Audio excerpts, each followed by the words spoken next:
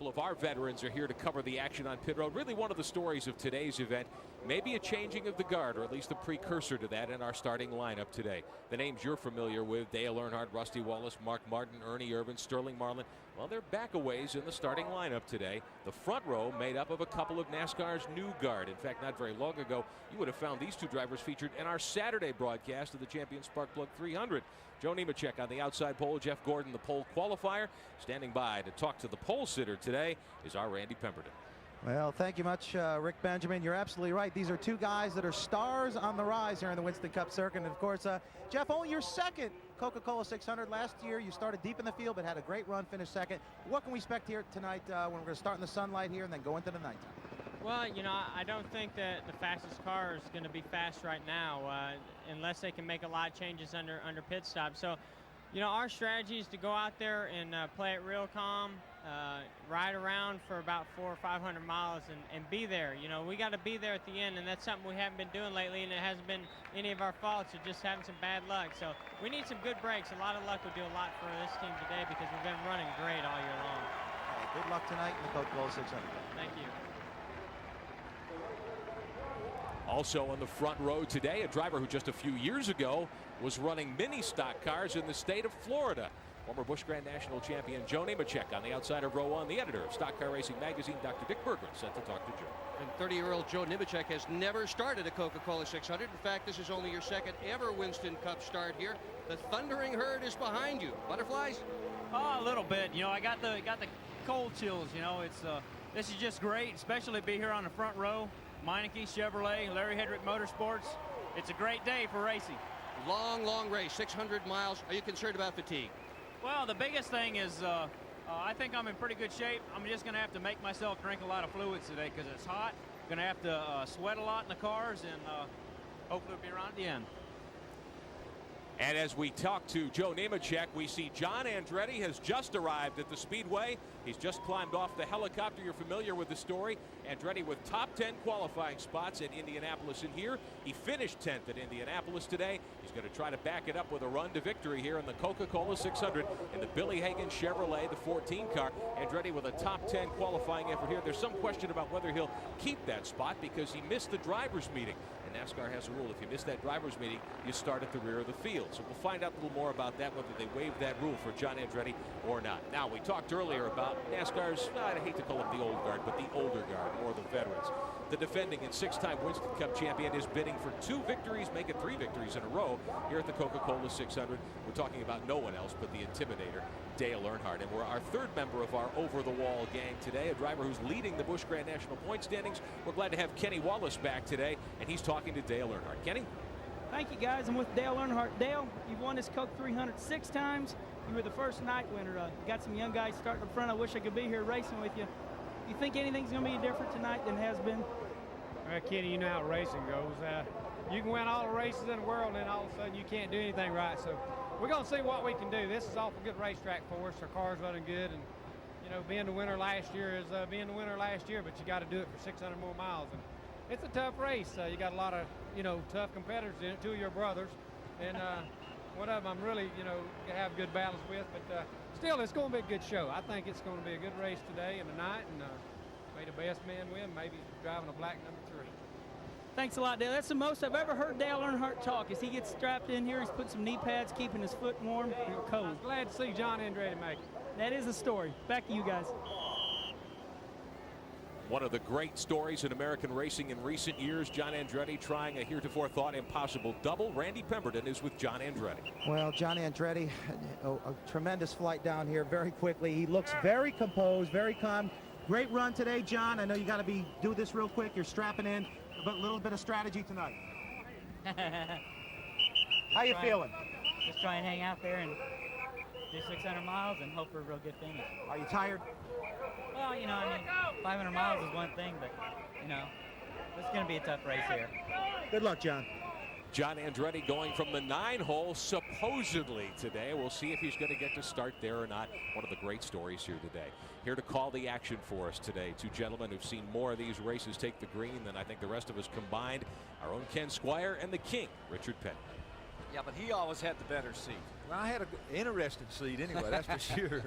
82 degrees, humidity about 37%. That temperature's come down about 6 or 7 degrees. Cloud cover in and out. Looks like a perfect time for a race. No possibility of rain, they are saying, Richard. Now, what about this fluctuation between starting in daytime then running at night? Well, that was one thing that we didn't get. It rained us out the other night, and we didn't get any night running with these cars. Although we run a lot of them last week. We didn't get any night running. Nobody knows really what to expect. Most of the time the cars tighten up as it gets cooler, but you don't know, how tighter we're going to start with the car, how loose we're going to start with it. So it's going to be interesting. Sterling Marlin has said that running 180 miles an hour, and recall that front three are 180 mile an hour cars on this mile and a half is a little like flying a jet airplane inside of an auditorium, Richard. I don't know. I've never run 180 miles an hour, so, but I've been to some of them that was the same thing. It's sort of like running Bristol, Right. And that's what this racetrack's getting like. Is it a handful?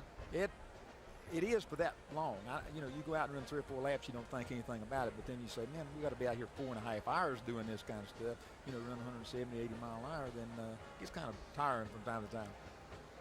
And Richard has been the one to say over and over again, it's never the speed that gets you, it's that sudden stop. That's the whole deal. But here again, speed's irrelevant. It's the time that it takes us to get around the racetrack. And so if you can set out and run, the longest deal or the shortest deal in time, then you're going to be the winner.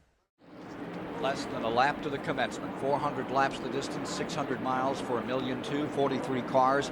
And Andretti, because he missed the drivers' meeting, goes shotgun, goes to the rear. You're now riding with 3 of our onboard cameras. We have several more for you today. Jeff Gordon, the pole sitter up there, taking the field down the back straightaway. And you're with Mark Martin now, who'll be starting in that 11th position, the pyro camera. And Jeff Bodine ready for a ramble this afternoon to try to get himself another victory. He won the Winston Select the other night. Great victory for him. They're into turn 3, getting set for a start. Got to really think about taking it a little easy here this first part of this race, huh, Richard? Well, you got to figure there's going to be 3 or 4 races tonight. Starting out right now, it's kind of warm, and then it'll start getting cooler, and everybody's got to adjust. So everybody will figure on that, I guess. 24-degree banking. About to be attacked for the first time. There they go. All down into the first corner. They still look like a pace lap right now because they're all not strung out. But it won't take them long to string out. Where do you collect high gear out there? Well, you get that before you get to the first corner. So you're ready to go when you get to the first corner. You're running wide open. A lot of times you can go in faster because you accelerate. Bodine scoots down to the inside, tries to find the hole.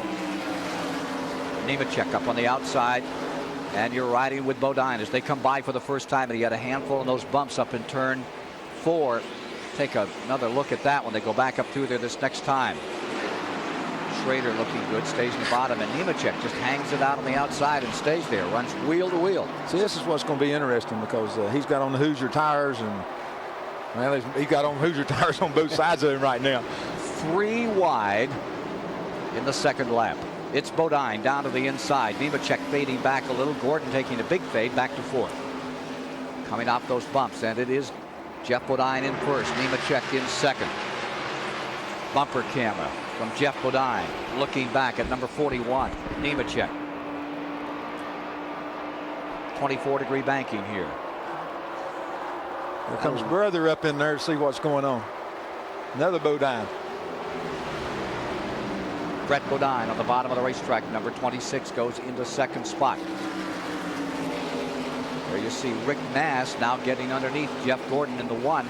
It's Jeff Bodine in front. For a while the other night in qualifying, these 2 Bodines were side by side. Schrader continues to roll up through. Looks like he wants to collect the front of this field. Meanwhile, look at Mark Martin make his move. Roof cam on Mark Martin's number 6 going down the back straightaway. Working lap 4. So here's that turn 4, and you can see them get that ripple in there. It's pretty rough coming off of 4, especially if you have to move up a little bit. And that's the way they're going to have to run tonight probably, is up in the middle of the track from there on up. They're still racing a whole lot all the way on back in the back. Nobody's really got settled down yet. So they'll run another 4 or 5 laps and then they'll get in line. 6 cars up in front. Then it's about a half second back. There goes Brett Bodine, the Kenny Bernstein car, down to the bottom.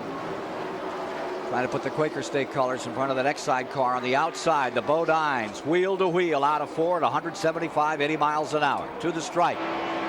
On board with Mark Martin at roof camera, giving you the shot as he goes for second place.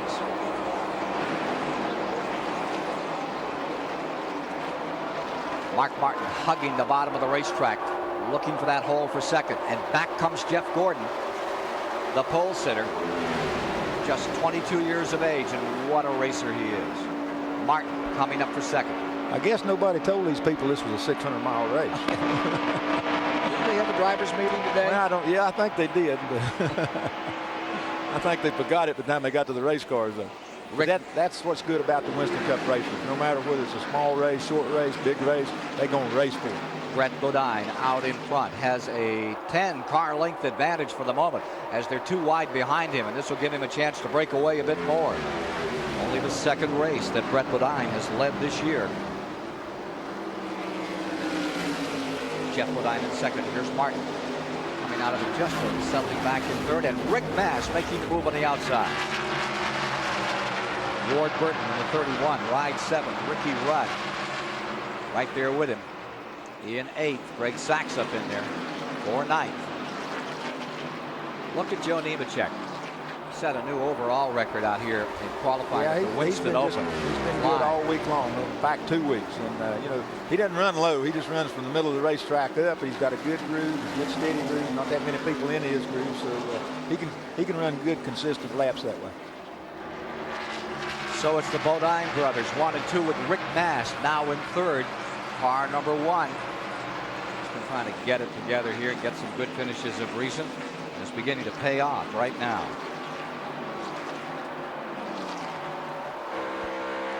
On board with Jeff Gordon in 6th. Something happened to Mark there. They just got a good running start at him. I don't know where he's going to decide to let him go a little bit or not. Gordon back now to the 6th spot. And Ward Burton pulling up from 7th. There's been a change, however, behind him. Ernie Irvin is rolling. He's into 8th. Ricky Rudd now in 9th, back to 10th. Follows the 77 car. Greg Sachs in the 77. Looks like he wants to go after Rudd as well. But here's the story. That lead that had built up to about 10, 12 car lengths, gone away. For the lead, it's now a 3-car battle as Rick Mass hugs the outside and tries to find some running room. Rick's coming on strong now. He's got him a good groove now. If he gets him down on the outside and he's got the whole outside, he can really go. Rick Mass pulling up. It's Mass to the number 1 on the high side, and Jeff Bodine down low. Brett Bodine in first. Needs to dispatch him right here. What he doesn't need is to run side by side and let Brett get away again. He's not going to go very far. Number 1 is flat going through that 3 and 4 corner, and he's really making time.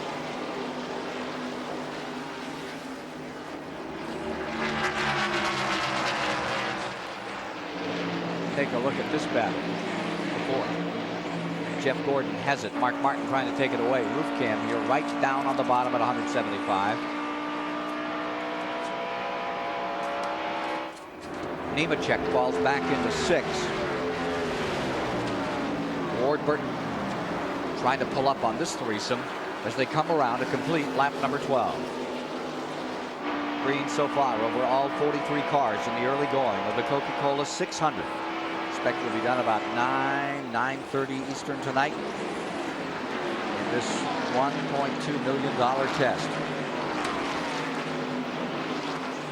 I tell you what, they're not getting strung out as quick as what I thought they would. Everybody's just right there on each other all the way back to 34th place.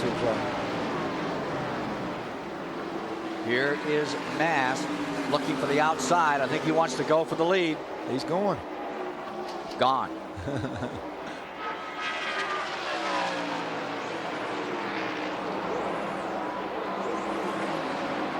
Brett Bodine first, Rick Mass second, Jeff Bodine third, Jeff Gordon in 4th. Rick Mass now first. With that change as they came down by. Went into the back straightaway. Mass for the moment has the lead. Brett Bodine in second. I believe that's Mass' first time this year up in front.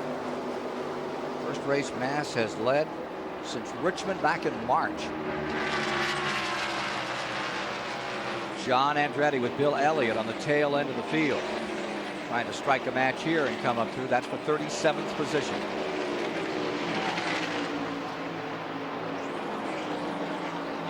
See, they moved around Musgrave, taking their time. Long way to go. No sense getting in a no sense getting a hurry right now.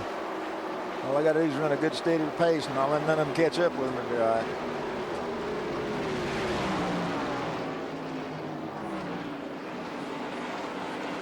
You see that Elliott car, the Junior Johnson car, fading up the track, and here comes John Andretti back down on the inside again.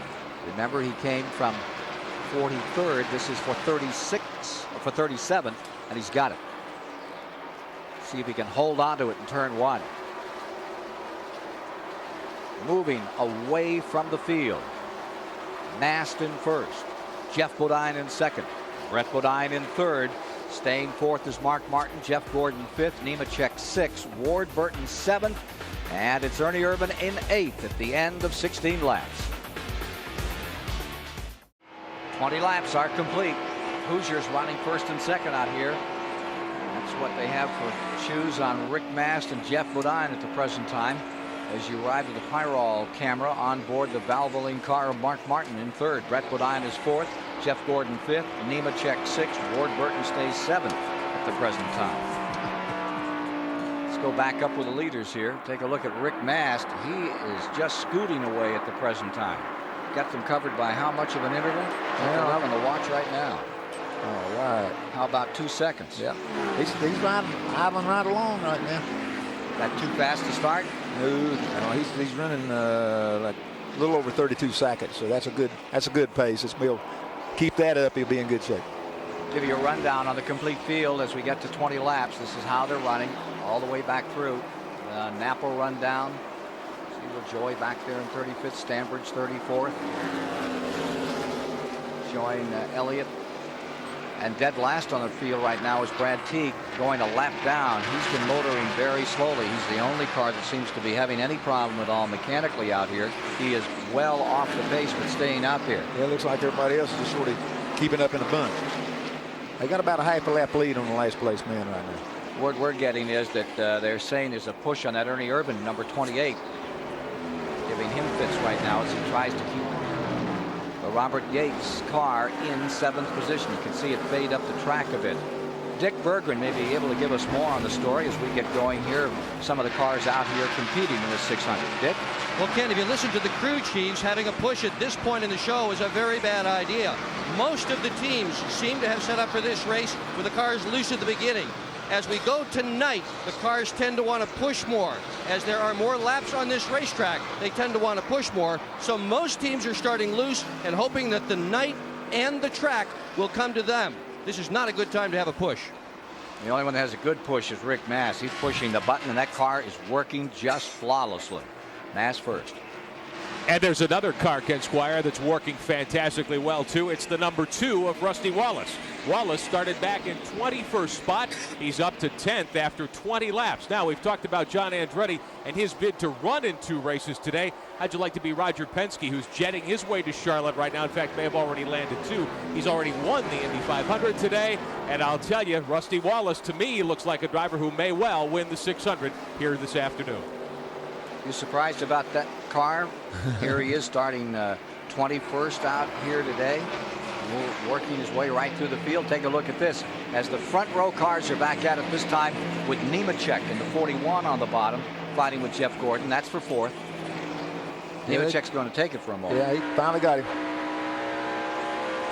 Riding the DuPont car for a moment with Gordon as he tries to close back in on Nemechek. You get a sense that back straightaway isn't quite as smooth as it looks from up here. It's not smooth at all. About 2/3 of the way down, it really gets rough. But you get the car under control before you get to the corner, so you're okay. Nemechek and Gordon 6 seconds down as we check out that time. And Rick Mast continues to check out on the field. Mast, who started in 7th, leading and drawing away at the present time. Let's take a look a little further back in the pack and see what's going on out here. Well, they're having a heck of a race back there. They've been racing from the word go. They're getting outrun a little bit, but they're busy racing. So, you know, again, I figured they would have done sort of fell in line and kept going. But the difference here is, like you say, you start the car a little loose and it starts pushing. Then first thing you know, a car you've been outrunning, it starts outrunning you. So it'll change as it goes over till it gets dark, and then they'll pretty well settle down with it. As they ramble in the back straightaway through the 3 and 4 turn. This has Dick Trickles, number 32, looking pretty stout out there. There you see the 19, Loy Allen Jr., the Hooters car out of Raleigh, North Carolina, giving it his best.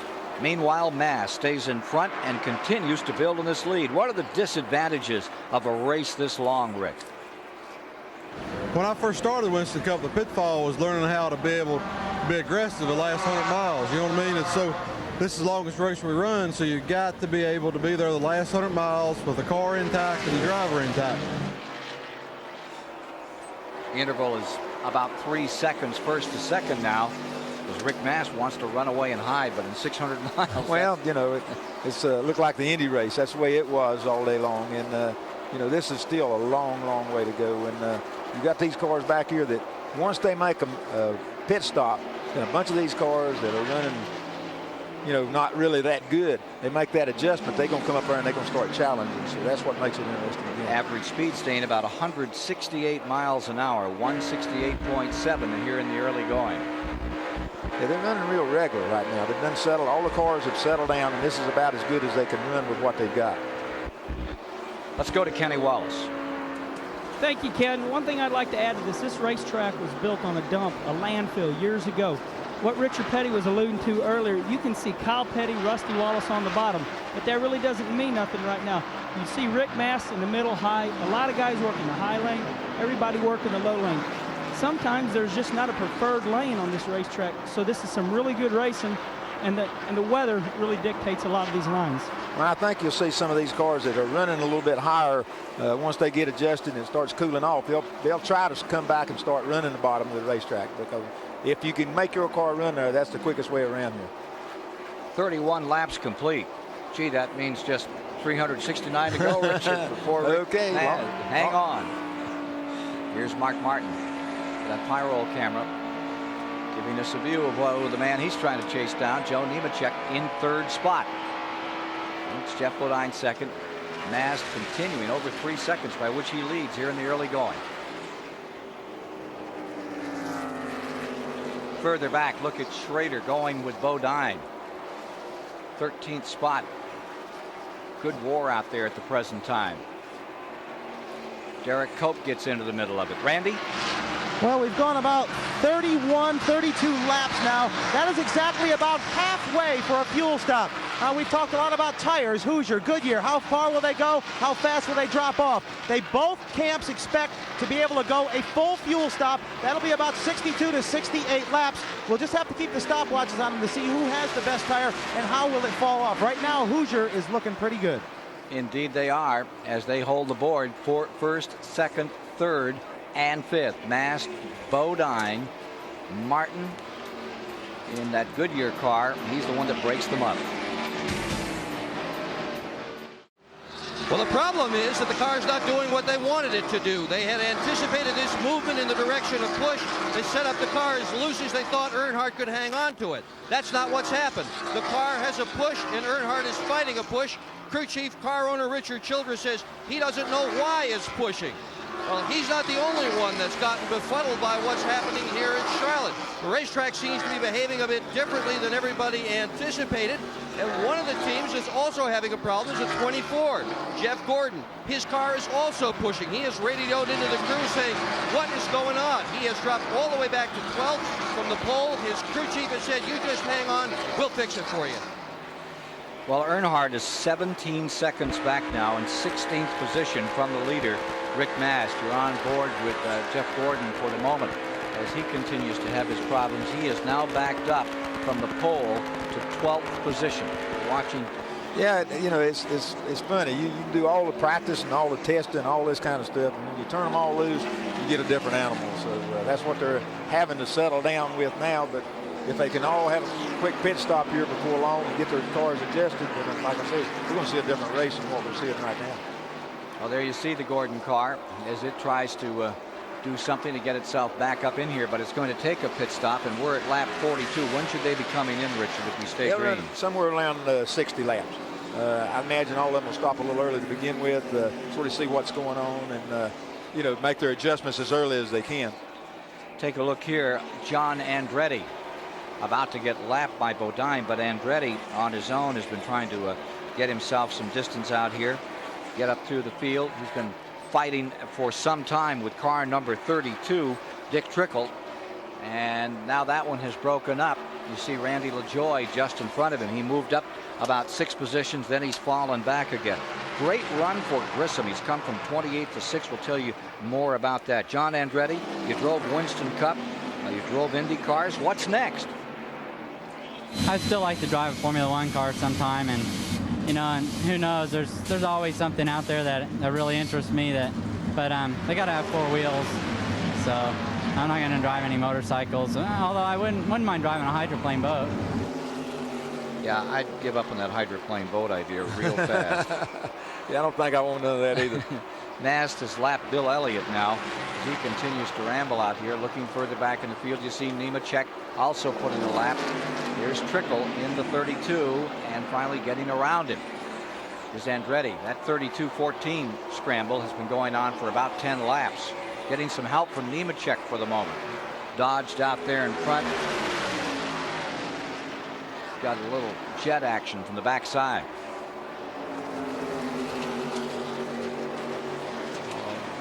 But those leaders, and here comes Randy LaJoie in the 20 back into this thing. They're getting on up in there now, starting to lap some of these pretty good running cars that, and when they get to adjusting, they will run better than what they're doing. They've really got them scattered out all over the racetrack right now. Had a tremendous race here yesterday that Phil Parsons was able to get. Ooh, those great sacks up through the eye of the needle in car number 77, that U.S. Air car. This grade gave that thing. You've got her on the ground though, right? Yeah. Yeah. You don't want to file a flight plan here at Charlotte. Those balls come up quick.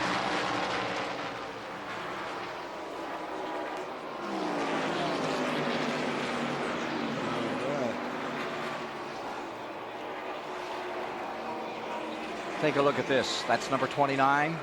He has come a long way in a very short distance. Grissom from 28th, now 5th. Car number 29 on Hoosiers. Big jump for this guy. He's been really, really steady. He's not raced with anybody. He's got him a good steady pace right now, and he has been coming on, just really picking them up and putting them down. Putting a lap on Strickland right now, coming after Trickle. Keep your eye on Grissom today. The Alabama driver looks strong. Back to the Coca-Cola 600 in a moment. Rusty Wallace making an early pit stop. We're at lap 52. We just saw Sterling Marlin come in, and when he did, he overshot his pit. There's the action taking place on car number 2. Here's Dick Berggren. And one of the few cars out here, Ken, that's not experiencing a push. Rusty Wallace, they just took a couple of rounds out of the right rear and puts more weight in the left rear. They were a little bit loose. This is Midnight, by the way, the car that won 10 races. This is the best car in their stable. 18.5 seconds on car number 2. Wallace away, making this early pit stop to make some adjustments. Yeah, here comes the 43, and I don't know. I think he's lost his pit. I don't know what is going on here. You think he lost the pit? Well, no, what happens, see, you run 35 mile an hour or 55 mile an hour down the pit road, it looks like you're just lost, you know. We're pitting all the way down at the end. So I think what they did, they called for early pit stop because the car wasn't working real good. And so they say, okay, we'll get in as quick as we can, make this adjustment, and try to get back there and make that time back up. Easy to get lost out here? Well, it's easy to get lost on that situation. But if you're not careful when you're running slow at the end of a pit stop, you know, if you stay out there too many laps and try to stretch it, you're better off to stop early, get your stuff together, and then go back out and run quick, and you make up time better that way. But I say a lot of people are starting to stop now because they're getting into it. I guess they got some kind of trouble there, ain't they? Boy, they're up to 33rd. They've got some problems. Yeah. He was running 32nd and brought it in. He had that great run out of Sears Point. Ford? Yeah, well, we've been running good here all week, you know, I mean, and thought real good, but I noticed he wasn't really running that good today, but, you know, this year just sets you back that much further. When you're not running good, you got to make a pit stop and make the adjustment. If you don't make that quick adjustment to pits, you just get that much further down. Working lap 55. If you're just joining us, all laps have been under green so far. Ernie Irvin coming in at this point. Yeah, see, Ernie's car's been pushing real bad, so they'll probably make some major adjustments on this car. 4-second interval between first and second as Mass leads Bodine. Will keep a clock on number 28. Larry McReynolds and company, Robert Yates, ready to do some work on Ernie Irvin. Let's go trackside. Well, Ernie Irvin's car came in and smoked the tires as he stopped here. This is a brand new race car to replace the car that they lost in the Winston last week. They say it's almost identical, but maybe better. This pit stop so far, a good pit stop. They're going to change 4 tires, try to loosen the car up in the process. Good stop, 17.9, real good stop. The big story right now, though, is Schrader. He came in, and there's no brakes on the 25 as he comes out pit road. And then the 26 come in, they like to hit him, so they had a heck of a deal there. They got lucky and missed all that. Mark Martin coming in. Schrader went right by his pit. He's circulating around to come in another time. Meanwhile, Mark Martin on pit road. This at lap 57. Car number 6 running in 7th position as it left the track. There he goes again. He's out in 19.3. Kenny Wallace down on pit road. How do you view these pit stops? I think this is a very critical point of the race. This is the very first pit stops of the night. It's a long, long race. People like Rusty Wallace and a lot of guys up front like Earnhardt. I think Richard will agree with me. When they make these pit stops, the quicker pit stops will really close up track position. I think you'll see somebody leading the race after a round of these pit stops other than Rick Mast. Coming in very slowly as we watch Jeff Gordon making his pit stop is Schrader trying to get this car rolled. Whole crew is out on pit road trying to bring him down. There it is, and there's the problem. They just fairly nudge it in. That crew trailed along with it for a couple of laps, and Randy Pemberton is there. Well, you're right. They are having a brake problem. Kenny Schrader came in, missed his pit the first time, came back in. They decided to leave the car in gear. The problem was they were sliding and went through Rick Mast's pit. The leader of the race is now in. Rick Mast, his best finish ever in this race has been 11th. The Hoosier tires running absolutely beautifully so far. Rick Mast was killing them. 4 tire stop. They want to make sure they get all the gas in on this Skoal car. So far, second can of gas back in. Absolutely a beautiful pit stop by this team. Left side tires on, 22.1 for Rick Mast. The hood goes up on Kenny Schrader's car. We're still waiting for Greg Sachs up pit road. Unfortunate time for Schrader. 43 and then some. The clock continues to run as they try to get some binders back on Schrader's car. Joe Nemechek is in. Watch this stop. Lap 60.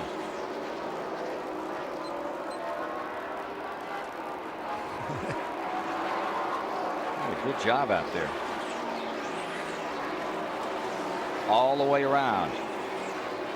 Yeah, Nemechek's been running a good steady pace also. Right. Now's the time to run a steady pace. You don't need to really race with anybody this early in this race. And, you know, if they can just set a pace and stay with it, then they're going to be in good shape. Here's Darrell Waltrip bringing the 17 on. He worked himself up to 6th spot, lap 61 as he pits.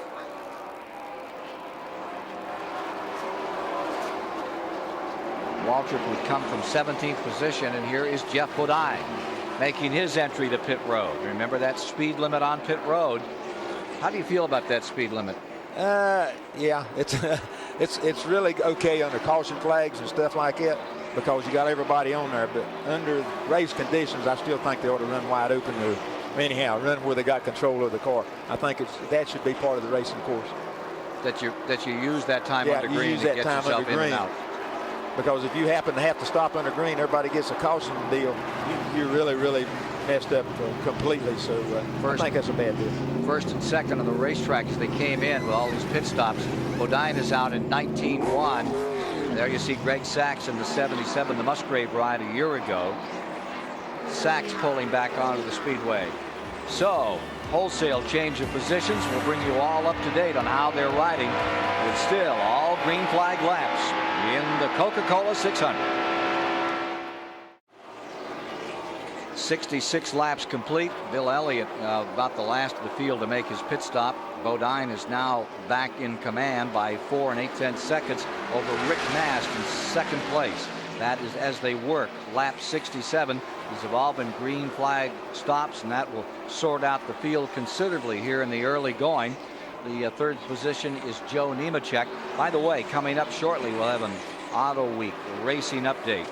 We'll give you the story on the race here yesterday. Got some material for you on IMSA up at Lime Rock Park this weekend, so stay with us for that. Of course, a little later we'll be updating the big story of the day at Indianapolis. Al Unser Jr. giving his dad some kind of birthday present. Here you are in the Heilig Myers car. This is number 90, Michael Wallace. Brother of that Wallace tribe. They're all over. We've got one here working on pit road. We've got one contending for the lead. And for the moment, car number 90, which is the Junie Donlevy car, is back in 39th position. In fact, it's brother against brother as they go down in there. Right behind this car number 90 is number 2 trying to slice his way through. Put his brother a lap down. Wonder if we can find Kenny Wallace and see how it is when those brothers get out there. I bet they do a lot of this at Thanksgiving at the dinner table. I imagine they say, "Do you remember what you done to me down there or up there?" Or did that happen with the Petties when you get together? Not really. We run into each other once in a while, but I think we give each other a little bit broader area than we would anybody else. Well, there's Kyle making his move in car number 42. As he tries to keep the Felix Avetis car sorted out and get these Pontiacs rolling again. Back in 27th position on the latest rundown. Meanwhile, it's car number 7, Bodine for the lead, Mast in second, Nemechek in third. The Bodine's been running that little group for a pretty good while. It looks like he's going to try to get away from him or get away from him, but there's 5 of them are just running in a little bunch. Napa rundown on the entire field. That says 67 laps on the track. I want to give a lot of credit to Michael Waltrip with that broken shoulder blade. Staying right out there and sticking with it this afternoon. Did a great job yesterday. Backed up into third spot just at the end, and I knew that he was in pain. He was fighting that car at the end, but he's right back out here going down. Yeah, he had to be hurt. I imagine he's been a pretty restless night, but knowing he's got to do this again today. Yep. But he's pretty hard-headed, so he'll be all right. Is that what it takes? That's what it takes. You just have to say, hey, man, you know, if somebody else can do it, or I can do it if they can't do it, and that's the way they have to approach it. And the good ones, that's the way they do it. 17 cars on the lead lap right now. Repairs on Schrader's car to get those brakes fixed were 5 minutes, 24 seconds in length. So he lost, what, 11 laps? Let's go to Randy Pember. Ken Howes obviously frustrated. Ken, you were one of the pre-race favorites to take this 600. What the heck happened? Well, brake pedal went to the floor just 4 or 5 laps before. We're still trying to figure out what went wrong. There's no leaks, no real sign of a problem, but there's a lot of air in the system. He's got some brakes now, but I guess that's it for today. Okay, tough break. That's got to be frustrating, guys. They certainly had a good car in practice. He was one of the top 5 that I had on the watch in practice yesterday. 43rd position, and all 43 cars are still on the track as we've completed 73 laps on the 1.5 miles. 109 miles are down. They're still averaging 163 miles an hour. The record for the fastest 600 goes back to last year when Earnhardt won it for the 2nd straight year. He won at an average speed of 145.5. There were 7 cautions in that race last year. Thus far, we're caution free with the 6 of the race off the board. With the way we've been running and the cautions and stuff, I think the first 17 cars are in the same lap. It really separated because of the bad pit stop or something like that. First thing you know, you lose a half a car length or half a straightaway, then the people get ahead of you. So now they're all settled down now to try to run it again. Richard, we have Hoosiers on the cars that are running 1, 2, and 3. Hoosier tires on Jeff Bodine, Rick Mast, Joe Nemechek. I've always been a little skittish when you get into a tire war. I always thought that the only ones that ever got hurt in a war of that nature, a tire war, were the drivers. It's always the drivers and the car owners, yeah. that's for sure. Well, I didn't think about the car owners, but I sure worried about the drivers. Well, they get hurt financially. The drivers get hurt physically, so I guess about one is about as bad as the other. But on the other hand, these Hoosier folks have come in here, and they have added a little excitement to it for a lot of race fans. Yeah, so far this year, we've been real lucky. I think maybe one set of tires at one race wasn't good, but they withdrew the tires. So, you know, from that standpoint, they've done a lot better this time than they did the first time they came in back in the late 80s. Well, there's John Andretti, who's now completed 600 miles of racing today with 500 still to go. And one of the people that has been responsible to put together the program to get John to both racetracks and so forth is one of the most respected promoters in America today. His dad, of course, had great Indianapolis cars. Troy Ruttman won in an Agajanian car. And Kerry Agajanian standing by in the STP Pit Center right now with Rick Benjamin. Well, Ken, it's a privilege, certainly, to welcome Kerry Agajanian to the broadcast. But I want to show you something. You think you've got a lot of frequent flyer miles, maybe a lot of credit cards in your wallet. How'd you like to have a pair of these? A 94 NASCAR Winston Cup credential and a USAC annual credential with a Speedway credential attached to it. And the guy who owns both of these, you're probably the only one in the garage area who's got that combination, maybe besides Roger Penske. Well, that's true. Actually, John Andretti didn't need it because he had his driver's uniform on today. No one questioned his credentials. How was he feeling on the ride down here? Very well. He did quite well on the way down. He was relaxed. He got out of the car. He wasn't really tired at all. We had a nurse there to check all his vital signs. They gave him actually 2 liters of fluid just to make sure that he could go ahead here. He had a good run at Indy. Top 10 finish? Yeah, terrific. He was doing so well. I thought this was going to be the year he was going to win it. He ran in the top 3 most of the first half of the race, and then something happened in the handling of the car. The car got very loose, he said, and he fought it the last half of the race and fought to keep in the top 10, but we were proud of him to get in the top 10. Well, we're proud that you're here and that he made it. This guy drove 4 big league race cars last year, Indy cars, Winston Cup, IMSA GTP, and a top fuel dragster. The impossible double today being performed by John Andretti. Thanks, Gary. Yeah, thanks. He just did a terrific job. We flew down on a Canadair flight, and everything went perfectly. Good to have you with us. Agajanian, you know how you test out here in the racetrack? He was testing all the choppers and the airplanes. Find out who was 53 best. minutes exactly, 1,100 miles to get that rig down. They had golf carts arranged and vans. I'll tell you. I tell you what, they've done a heck of a job just to get him here. I think he was probably more anxious getting here than he was running either one of the races. You're watching Jeff Bodine continuing to lead here at the Charlotte Motor Speedway in the 35th annual Coca-Cola 600. He has Joe Nemechek in second, Ernie Irvan in third, Rick Mast in fourth. Stay with us. At Charlotte Motor Speedway, as the sun goes down and the moon gets ready to come out, we'll show you what Winston Cup Racing is all about here in the 35th annual Coca-Cola 600. For the moment, Jeff Bodine has the advantage, averaging 163 miles an hour.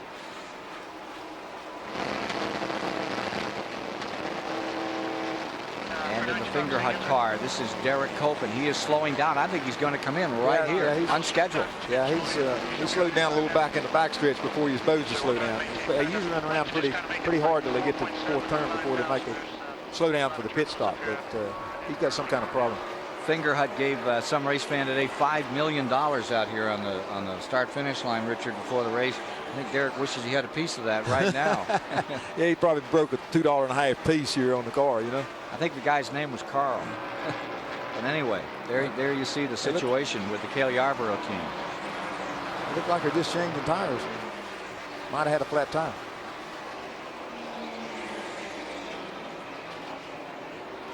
Derek Cope ready to go back to war here. Undoubtedly, that's what happened. They must just have had a flat tire, so he's back out there again. In 22 seconds, 22-second pit stop.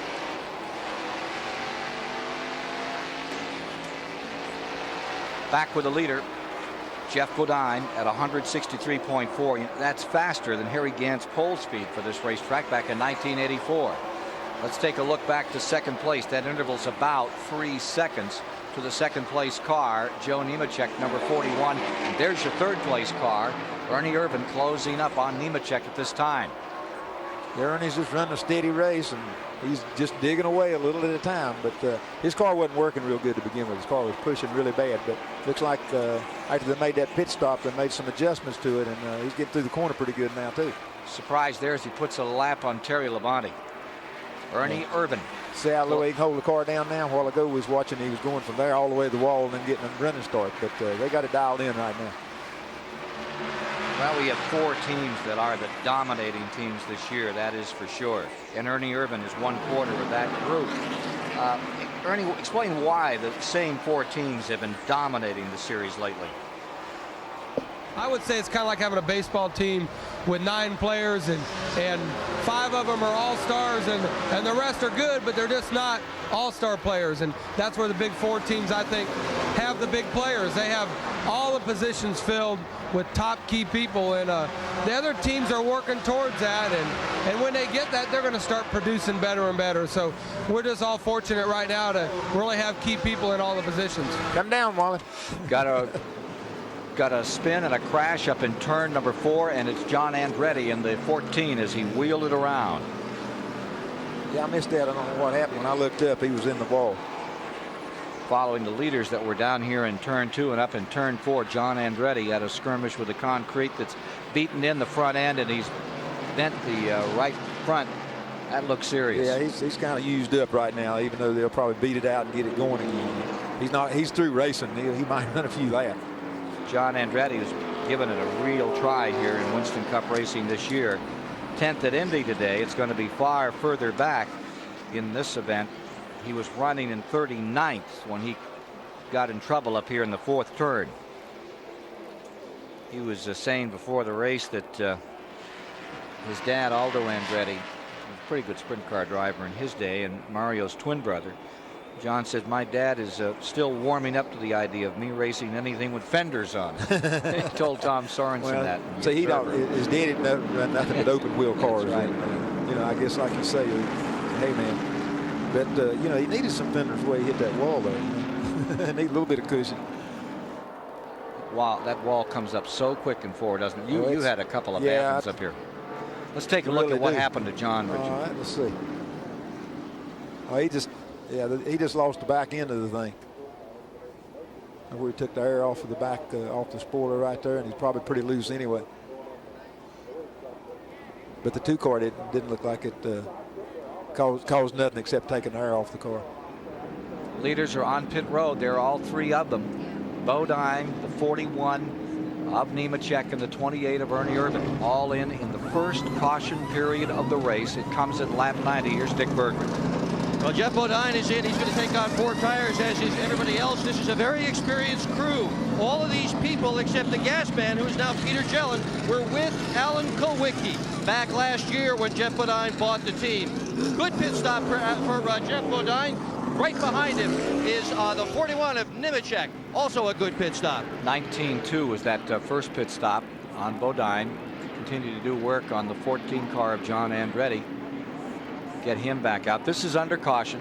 Not quite the pressure there's been. A little bit of a breather out here.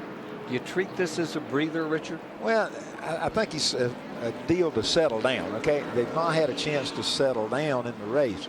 They run a full pit stop under green, made a pit stop under green, and then run about half another pit stop, and they need to settle down, and this will get everybody settled down. So John Andretti is going to get back on the track, but the car certainly isn't the same as it was before it tagged the 4th turn wall in the Coca-Cola 600. Well, they're waiting for John Andretti to come back in the pits. I talked to the guys on the crew, Doug Williams, the crew chief. I asked if John had said anything. Well, prior to the first pit stop he made, he said absolutely nothing. Now, he did have a little right side damage as well as left front damage. They're going to put a string on both tires, running it from the left front to the left rear, right front to the right rear, trying to match the toe out. He did come over the radio just recently and said the car is now wandering. So as far as the cause of the crash, we do not have that at this particular time. But, of course, he has gone 1,100 miles. Kenny Wallace, could fatigue be playing a problem here? Kenny? Randy, I really don't think so. I wanted to make a comment. I read an article where John said if he would happen to get in trouble in the 600, it would probably be blamed on his, possible fatigue. This is a great race car driver. He had everything in place, all the transportation. I think, I watched turn 3 and 4 all day long. It's got really slippery. There's a lot of bumps over there. It just come up from out from underneath him. But I think we need to remember that he's a good race car driver, and I don't think this can be blamed on all the traveling from Indy to here. Kenny, I know you're there with a monitor as well. Let's take a look at this replay. Kenny's been running up and down pit road there, getting some reports for us, passing along. Richard's feeling, Kenny, was that the 2-car just took the air off the back of that thing. What do you think?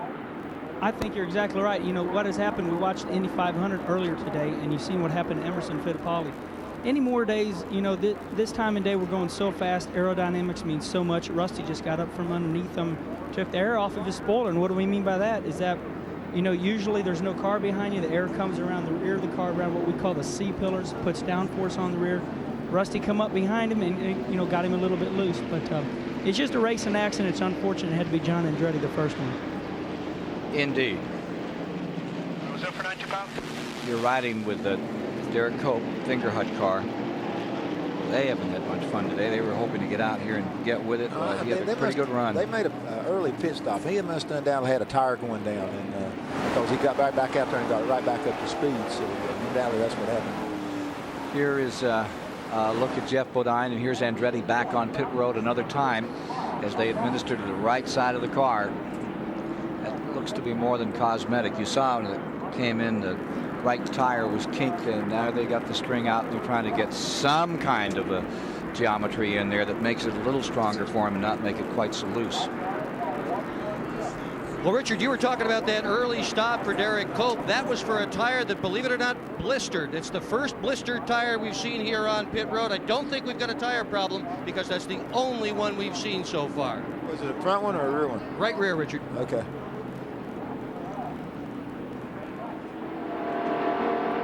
Getting set on a restart. It'll have Bodine first, Nemechek second, Irvin third, Wallace fourth, Mast fifth, Mark Martin sixth, followed by Steve Grissom, Jeff Gordon. Back in ninth is Earnhardt, Greg Sachs 10th, Dale Jarrett in 11th, Harry Gant to 12th, Morgan Shepherd 13th, Sterling, and then Ricky Rudd in 15th, Darrell Waltrip a lap down in 16th position. 15 cars in the lead lap as they take green on lap number 96, 144 miles complete. Speed comes down to 150 average after this lengthy stop under caution, 6 laps in that caution period. They got all this to do again. Everybody's running double breast and all that kind of stuff, and they'll have to get back in line again. On board with Mark Martin running in 6th position, closing on Rick Mast.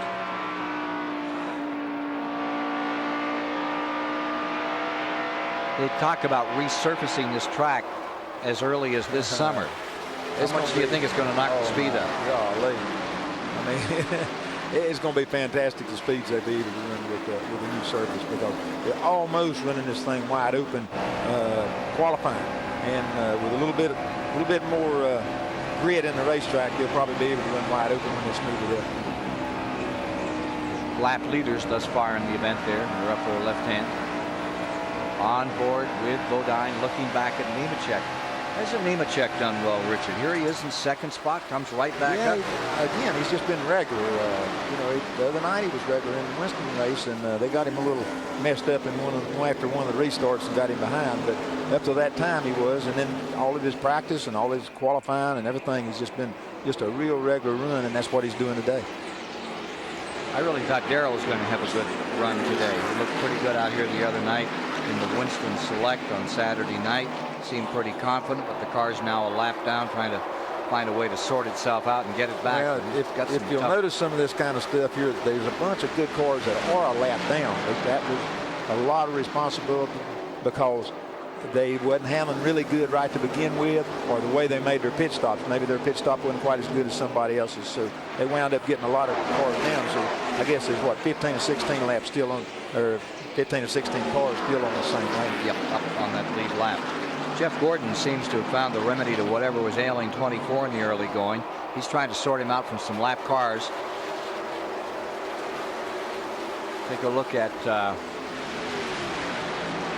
was watching that Mayfield car, Jeremy Mayfield. What a story he is. Jeremy Mayfield, the 02 car. Jeremy Mayfield out of Nashville, Tennessee, getting up in the top 10. And with the intensity which everyone approaches this Charlotte race, to have Jeremy Mayfield who kind of comes in, gives it a good shot, put it together, and out-qualify so many others. Hats off to that. Number 02, Jeremy Mayfield. Ooh, take a look at this. And there is Waltrip a lap down. Gordon scoots to the inside in the 24, brings Terry Labonte and Earnhardt with him. That Earnhardt is in 8th. The car in between is a lap down.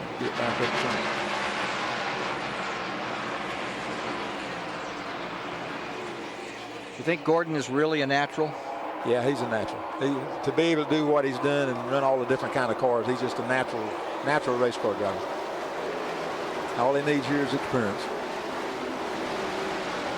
Labonte a lap down, and here comes Earnhardt trying to work his way back up. Let's go back to the front of the field for a moment.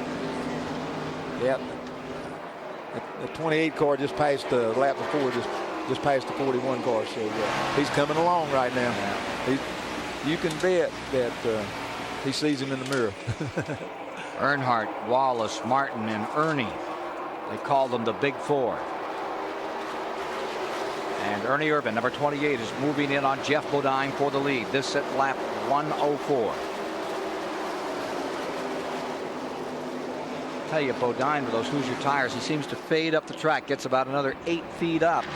The hole is there, but with the sunlight out there, I don't think you can really muscle a car down on the inside, can you, Richard? I don't know. The 28 car is staying down there real good. You know, to begin with, he was going up and losing all the time in the corner. But right now, he's trying to catch up, and the 7 car's got the groove, so he can go where he wants to go. First and second at war. Andretti is back on pit road. John Andretti brings number 14 back in another time.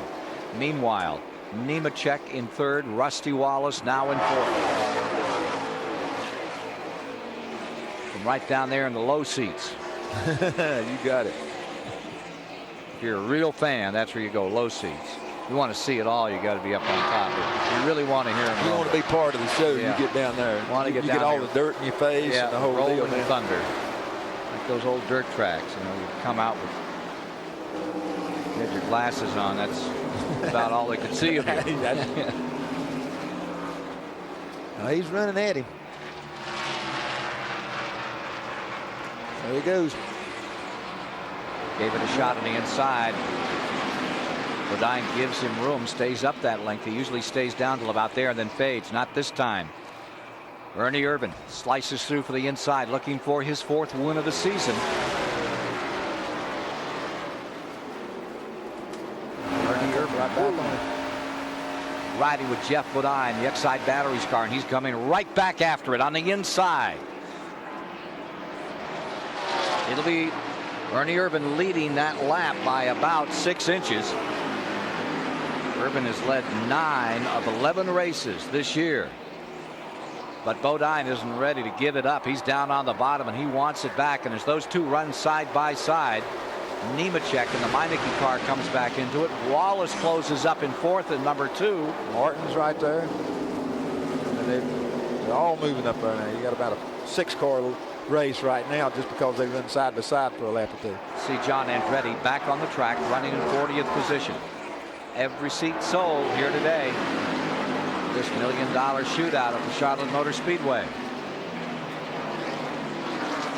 For the moment, Ernie Irvan in first, Bodine in second, Nemechek in third, Rusty Wallace in fourth. A lot of new names and a lot of good names out here, Richard. Like Nemechek getting into this thing. Seeing Gordon come out here.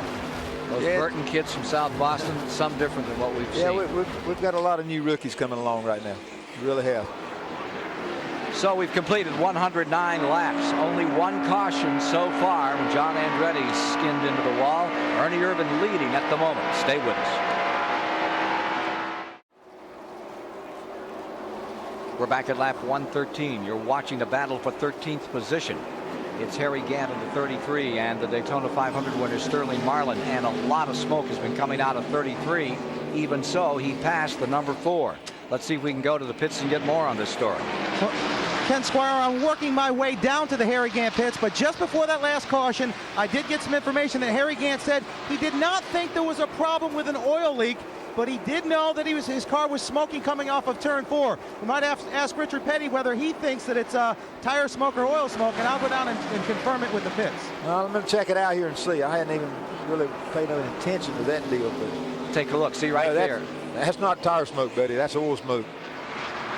So he may be burning up the rear end of car 33. He's got some kind of oil leak. It's getting on the exhaust or something like that, making the smoke that bad. Number 82, and he won the 500 here. What a run that was. Taylorsville, North Carolina. And the Bandit, in his last performance for Leo Jackson, the 600, last race at Charlotte will be in October. Back up front. Here's Urban in first, Jeff Bodine in second, Jeff Gordon in third, Nemechek there in fourth, just coming into the picture. Jeff Bodine doesn't want to let go any more than he did the other night. Thought that was interesting that he spun that car out in the Winston and was able to bring it back. Yeah, he just got really, really lucky when they hit him from behind and spun him. And there he goes around him, man. Boy. Those flaps do work, don't they? But anyhow, in the deal, the flaps got up, kept the car down, and he got lucky nobody hit him or he didn't hit anybody. Stand up and cheer. And once again, Jeff Bodine rules. I don't know where he's done, the 28's done used his tires up or what happened. Bodine on Hoosier.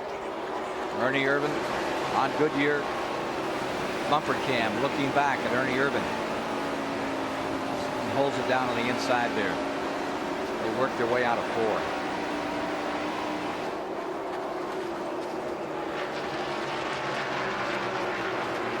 That fourth turn beat up the small of your back pretty good. 600 miles. Feel it when you get home after? No, it's not that bad. You sort of allow for all that stuff. I've been watching Earnhardt here. He's just sort of chipping away. They've been up there racing, running side by side. And Earnhardt's just sitting there chipping away at them, 5 or 10 100s a lap. So it ain't been long. He's going to be right up there with them.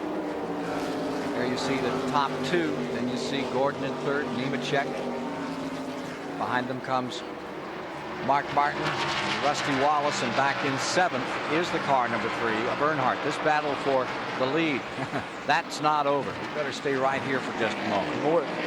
The more they battle, the easier it is for the boys behind to catch up because they're busy watching each other, paying no attention to anybody else. So they really slow each other down when they get to racing with each other. Look inside at Jeff Bodine working.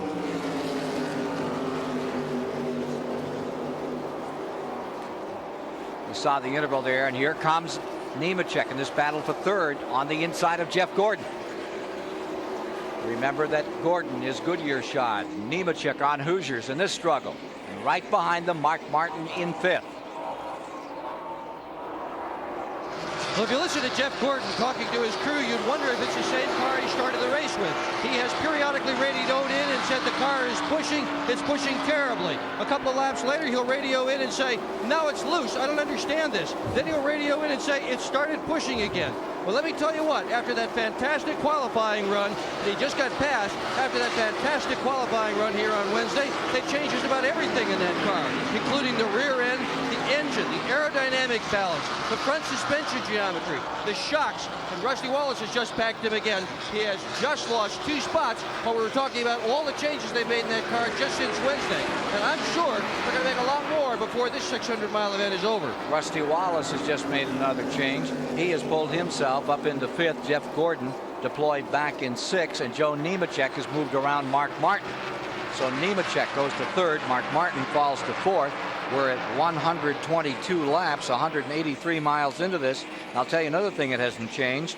43 cars started, Richard, and at 184 miles this time by, all 43 are still running. That's something. That's unbelievable. It really is. It really is. Rusty Wallace and his Penske team have a never say die attitude. You know, you was talking about Darrell a while ago. Competition's getting so much tougher now. Just about the time you think you got a handle on something, somebody's always there. A lot of new names, a lot of new teams. But I told the guys, I said, they keep telling me, boy, it never gets any easier. I said, it's never going to get easier. It's going to get harder, and it's going to get so hard that you're just going to have to make a decision whether you want to be involved in the sport any longer. It's going to get that tough. And it's certainly showing itself tough out here today. 43 runners still on the field as we get up toward 200 miles complete. Most cars we ever had running at the finish, 34 in that rain-shortened race in 1968. We had 31 in 86.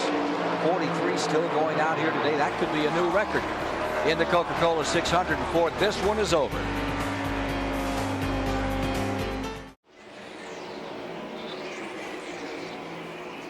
We're back at lap 130. That's 195 miles. Only one caution in the first 200 miles. That's the way it may be before we get this one free. At 600, and we have Earnhardt and Mast in the battle for 6th position.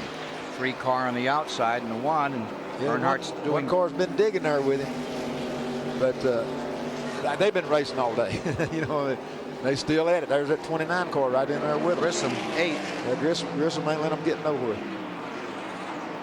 Darrell's been running good. Darrell passed the 3 cars a while ago. He's a lap down, but he was running good. Yeah, Waltrip is 16th, 1 lap down on Hoosiers. I was surprised that Waltrip, of all people, switched from Goodyear to Hoosier. Well, I think everybody was, but Darrell's in a situation where he's car owner and driver, and he knows that he's got to do just as good as he can for his sponsor.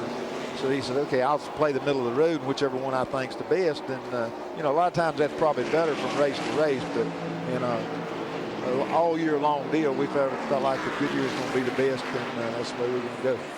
Look at Rick Mast. Work on the outside of the 1 for 6th spot. Take it away from Earnhardt.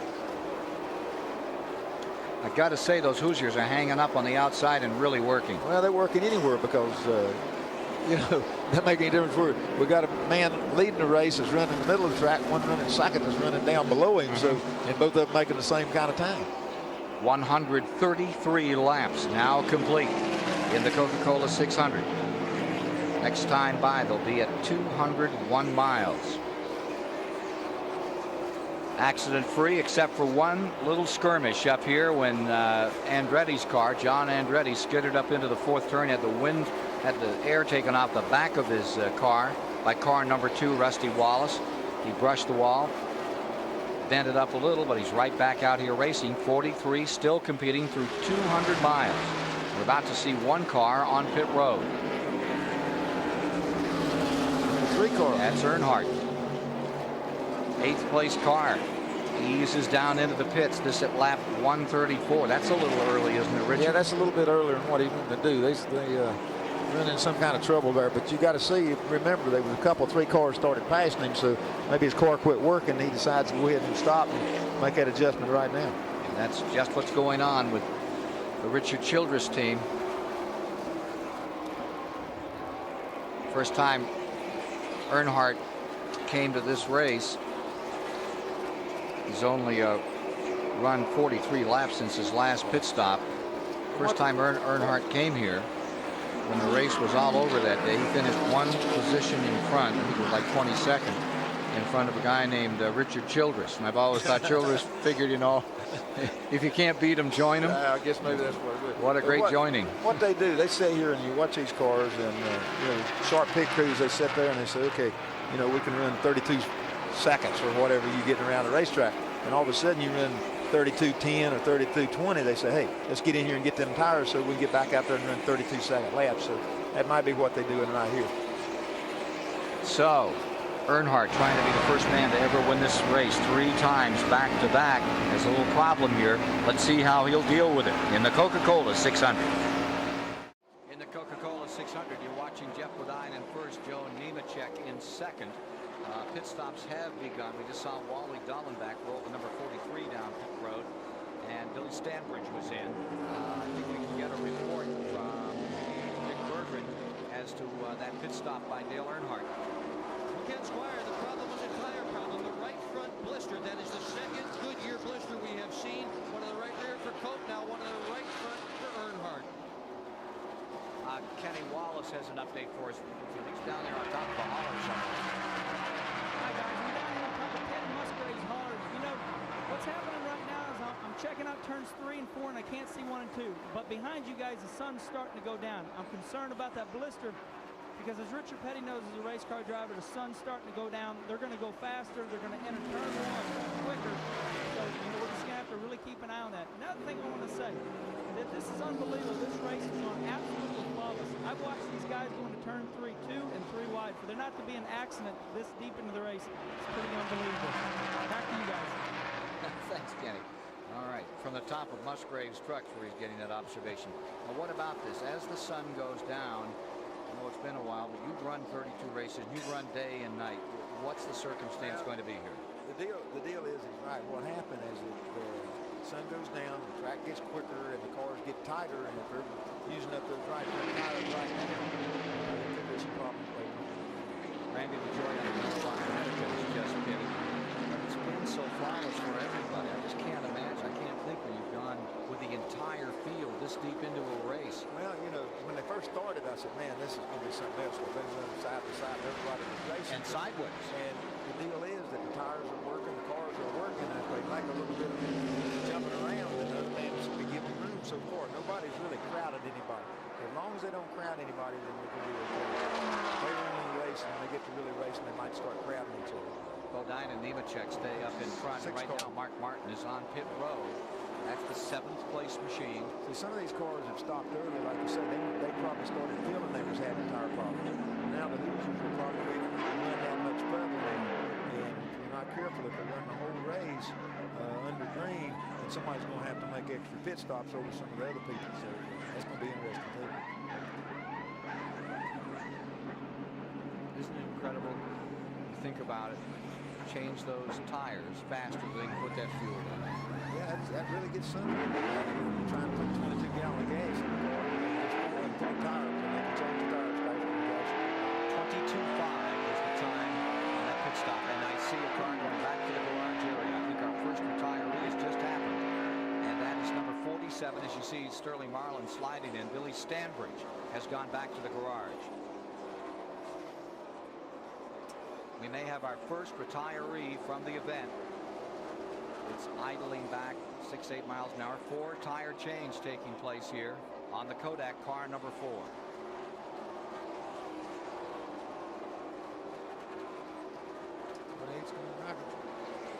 Yeah. Steve Grissom, Steve's been running good all day again. He's done got up there, and Rick Mass has got fast really early also. Front standings at Bodine first, Nemechek second, and Grissom has just moved up. That's 4 Hoosier tire cars. They're all right now starting to dominate that part of it.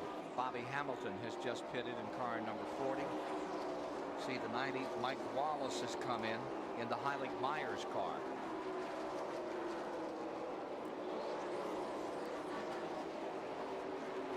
Bodine first, Nemechek second. Now look at this, 2 and 28 are at it. That's for 5th. Waltrip running a lap down just behind him. Bodine first, Nemechek second, Grissom is 3rd, and Mast is 4th, and here's Wallace. Underneath 30 Urban to take 5th. That puts Gant to 7th. Roll around out there. They're going to put the black flag on it. Well, whatever was smoking a while ago must not have got any worse because he's still out there digging along. And he's taking up chewing. Well, guys, there's been a lot in the media about the Big Four in Winston Cup competition this year. Yes, we do. We have 2 cars in the wall. One is Bodine, and the other is the Bobby Labonte car, the Maxwell House car. Somebody get some free pit stops. Waltrip right down the pit road, taking avoidance. That's Strickland right around behind. Some of these cars are stopping, some of them haven't. That's going to be free pit stops that haven't stopped. So for Bobby Labonte in Corpus Christi, Texas, at Maxwell House car, and look at 26. Tony Bernstein's teams, and the 22's gone right back behind the wall. Let's start working on it back there. Maybe try to resurrect something, but that looks savage. Just put Earnhardt behind a lap, even though he's been running 5th and 6th and 7th. He's a lap now because he stopped and the other 5 or 6 people haven't. We'll have a replay on this incident in turn 4. That is the second caution period of the day. 6 lead changes among 5 drivers so far in the 600.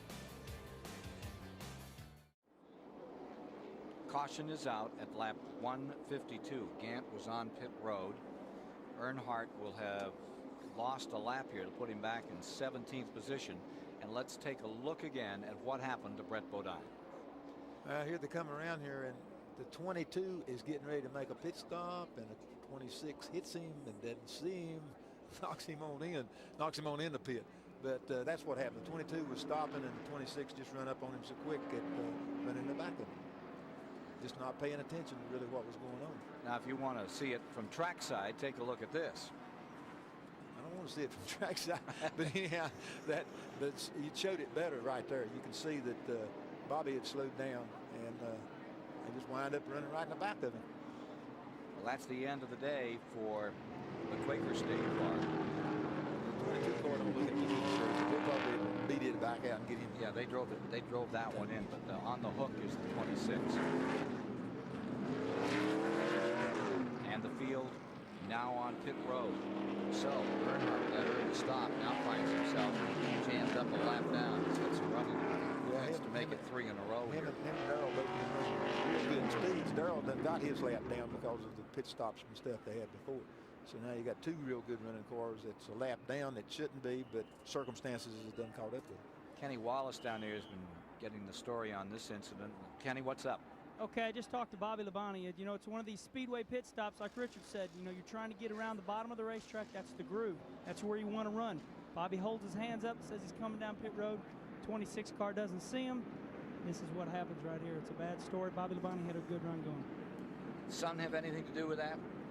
It could have. It really could have, because the sun is right over the number 4 corner, and you're coming around, and I can't see from here, but yeah, I can remember the sun being real bad here. And you got a dirty windshield. Everybody's getting ready to stop. You got the grease on it, and like you say, all you got to do is just take your eyes off of it. Richard, take a look at turn 4. There's the sun from the side. You can't really see it from here, but what happened? Everything reflects off of everything, and you come around, and it's light, and then when you go into that dark area, it's just like somebody puts their hands in front of your eyes. So it's really, really hard to be able to see it. And that was probably what made some of it anyway, that's for sure. You see the activity here on car number 22, and indeed they are going to try to get him back in. And here's Harry Gant on pit road, and we're working on they're still looking for that smoke that's been going all day. That sure looked like it was coming out of the tail end. Well, what happens is it leaks on the headers up front. So like it was a header leak? A valve casket or something. Yeah. Leaks on there, and then it goes all out under the car, and by the time it gets back there, it's a lot bigger smoke than it is under the hood. Randy? Well, Joe Nemechek was in. I went over and talked to crew chief Doug Richard after the pit stop. I asked him if they changed anything on the car. They said they changed a little bit of air pressure on a pit stop prior to that. This time they changed absolutely nothing but 4 tires, added the gas, they dropped it and left it out, let it go out. Dick Bergman has more on Jeff Bodine. Well, they're about as happy with their car as apparently Nemechek is with his. They changed the air pressure in the right side tires 1 pound. That's kind of like sneezing in them. Other than that, they put fuel and 4 tires on the car, and they're off and out of here. Brett Bodine. It's a little bit more than sneezing, okay, guys? They're not doing it for the exercise. I mean, you know, they're looking at changing the spring. When they change a temperature on the tire, or the pressure on the tire there, they can change it 50 pounds or 100 pounds, like putting in more spring. When I say 100 pounds, that's a 100-pound spring, not 100 pound on the tire. We're under caution at lap 155 for this crash that's eliminated Brett Bodine in his 5th 600 start, 9th 600 start, 5th DNF.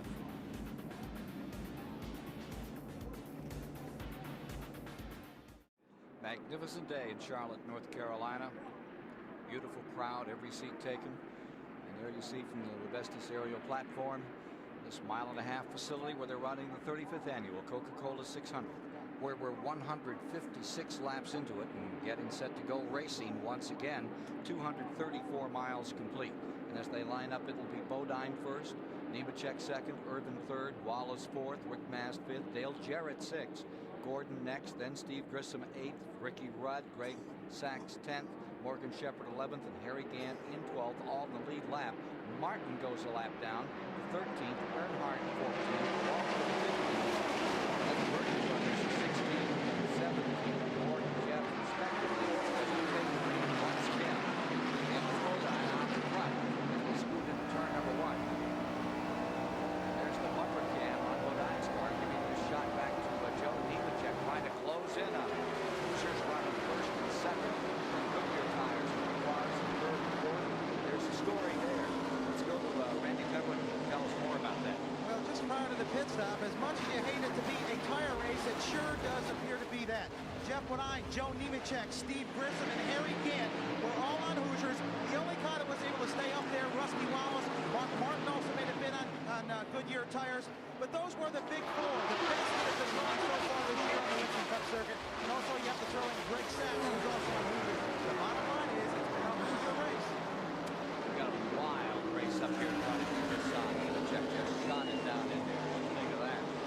Man, he must call those 3 lengths up coming up down through there. But then he goes on through the corner there about the most of the time and he gained that first one. But he was running so fast when he got to the third corner, he didn't know the rhythm got turned. It's not very often you get people to cover his eyes when you see those guys going to a corner.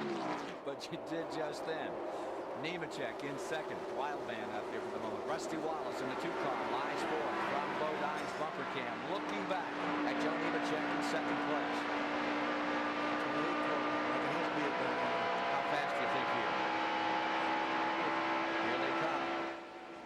Underneath. Struggle for second as you look back from Bodine. Going to the bottom. Taking the spot is Ernie Irvin. He brings with him Rusty Wallace. Nemechek falls to fourth. He may fall to... There comes Mark. Mark Martin going. Mark Martin is there. Side by side with him. Lap 160. Snoozy looking, don't you? There's not much time for snoozing out here. Martin is there. He's now 6th. Let's go down to the SDP Pit Center. Again, we're pleased to welcome Brett Bodine to the SDP Pit Center, but not this early in the race. We wish you'd been able to come to the checkered flag. You went right to the front early against these drivers. Your brother, Ernie Irvin, Rusty Wallace, who's stout out there. Well, I think the 7, the 41, you know, they're awful tough on long runs. The Hoosier cars have an advantage? Well, it looks that way, but, you know, hopefully when it cools off, the Goodyears will come back at them. You're feeling okay? Oh, yeah, awful dejected. You know, I lost Bonnie and the son over here. I just been tires on it, much faster tires, and then transferred the son and going into the three, I see him up ahead of about 20 car lengths. Halfway through the corner, the sun hits you in the eye, and you're kind of running blind for a second. Next thing I knew, I was running in the back. Richard Petty is on with us today. Theorized what might have happened to July last week. So the windshields get dirty here pretty quickly. Exactly, and you know, that sun is brutal right now over there in the 4th turn. Of the cars running up front, who might have something other than this lead room as we watch 9 cars taken down into one. Mark Martin looks off his room. Well, you know, sets of tires seem to be different. Everybody seems to be running different after they make a pit stop. Some guys get a better mix. It's just going to play out, see who's got the best stuff at the end of the race. It's tough to call right now. Conditions are going to change a lot before the checkered flag. Once it really cools. Well, Brett Bodine, thanks for coming on with us tonight. Thank you. Up in front. Ernie Irvin, Rusty Wallace in a struggle. Ooh! Tight running. Poor Rick Mast. Something's happened, I think, on the number 1 car. It's backing up. He almost got collected. That battle up in front is now a Goodyear battle between Wallace and Irvin. The car will try to slow down the two. Mark Martin is trying to get his lap back. Martin is lying to look at that sun as you come out that 4th turn. Dead on the walls. And Mark Martin has brought the 6th car up. He wants to round the 28 and the 2 and see if he can get back in here and be in that lead lane. At this moment, there are 12 cars in the lead lane. Wallace, Irvin, Bodine, Jerry, Mast, Nemechek 6, Gordon 7th, Grissom 8th, Brett 9th, Sachs 10th, 7th, 11th, 8th, 12th. And then Mark Martin that lap down. See, on the racetrack, they're not running it. Mark Martin's running 3rd and Dale Earnhardt's running 5th on the racetrack. And they're a lap down, so they're trying to make their lap trip. Rusty Wallace, for the moment, in the lead, in his favorite race car. Running good. There's a really good shot that we can win the 600. There really is. Our Ford engines have been real reliable, and the car's been handled well. I've got Midnight, my favorite car, last year. And I've got other cars that are just as good, but this one's stuck in my head since I've had so much success to keep running it. But we're in good shape, and I can very easily win the 600. The 1990 Coca-Cola 600 winner says it's going to be easy to win it again. Does one car, you kind of favor one around. You look back over all those 200 wins, a couple of cars, you wish you hadn't caught up and put that back. Yeah, I think you wind up doing that. We wound up in 1967 and won all those races. I fell out in 4 races that year. We decided to brand new cars. We finally threw that thing away back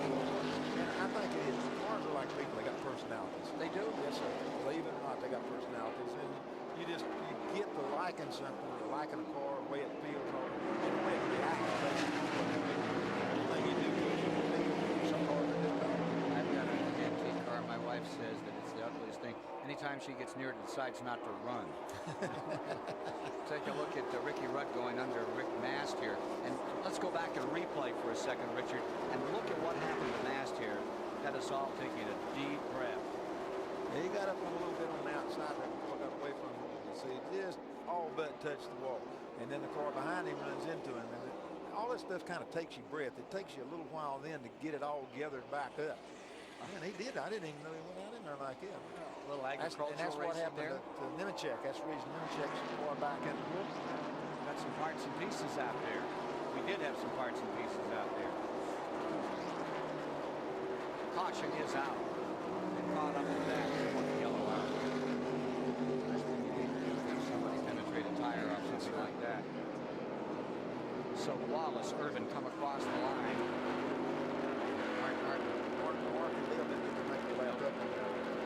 Taking the shot at it. Rick Mast is in quickly.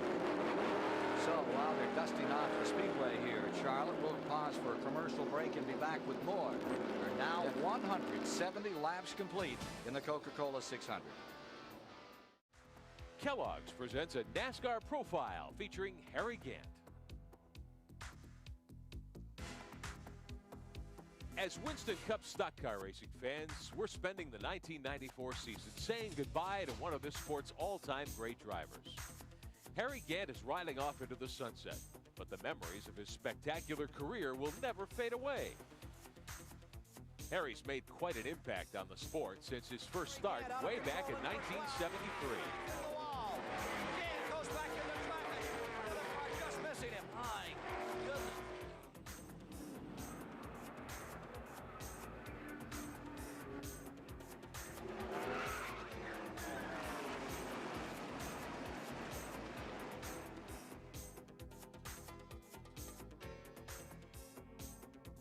But every true racer takes a few bumps on his way to victory lane. For Harry, we'll remember those bumps and bangs, but more than anything, we'll remember his victories.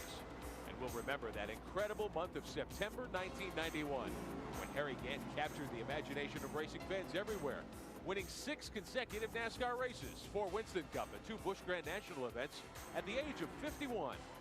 We were just wild about Harry. And as the years go by, Harry Gant will remember those great moments that made him a legend. Memories that will never grow old. We'll remember those moments too. Thank you, Harry. Thank you indeed, Harry Gant. 258 miles have been completed. 172 laps. Here's car number 4 coming out right behind the 33. Here he is coming in a moment ago. Rubber, a pliable substance often used in tires. Pliable? Huh. Piece of rubber did that. Well, yeah, when he ran over, applied that right. He ran over that tire like that. That just pushed all that stuff back up in there. They got to get something to hold it out. That's about half fiberglass, some kind of stuff. It don't break as bad as it means.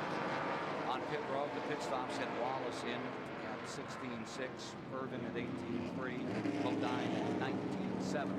On the racetrack, as we get ready to resume, it's Wallace at the point.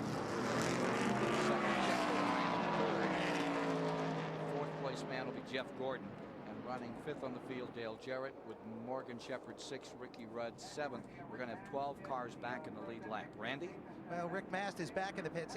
Prior to that caution, Rick almost caused the caution on the front stretch. They came in 3 different times now. They pulled the quarter panel out. It does have a little damage where he made contact with another car. He's called for some stop leak as well. His water temperature is going up. As far as Joe Nemechek is concerned, they just changed 4 tires. Jeff Bodine changed 4, put in a round of wedge, just trying to tighten the car up just a little bit. Also, Terry Labonte and the 31 car, the Hardy's car of Ward Burton, were in just regular pit stops and 4 tires. Dick Berggren? Well, Ernie Irvin's car is very close to being right. When he came in, they just loosened it up 1 round and sent him off. The 24, Jeff Gordon's car is a little bit tight. They are hoping and praying for an eclipse. They want this sunshine to go away so the car will stabilize. It is not yet stabilized, and they changed the car just a little bit. Rusty Wallace car is being pushed a little bit loose. We're talking about, and they adjusted it. We've got a crash the main straightaway. Grissom in number 29 on the restart as he came up through the gears. Into the wall, head on. the leaders are racing around. He was in 10th spot. Remember, they'll race back to the green. Take a look down here on the main straightaway. Car number 29 lies right in the center of the track. As they come back around, they're telling him on the radio. Earnhardt made his lap. Earnhardt has made his lap up. Earnhardt coming through. Oh, Kyle Petty just getting by. Made his up.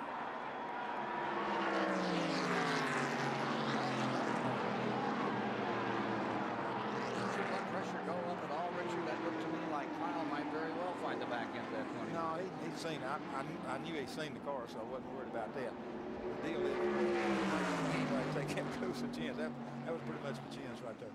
But he was a couple laps down, so that made a lap up for him. But that put Earnhardt back in the go. Into the 13th position. Kyle was 3 laps back. That makes him up 1. Makes him 2 laps. The rest of the field still coming by. As car number 29 on the start. Remember, he was having such a great run today. He was in 10th on that start. Hammers it into the wall. Been running so regular, not taking any chances or anything, you know. Coming down for the start. Here's how it looked.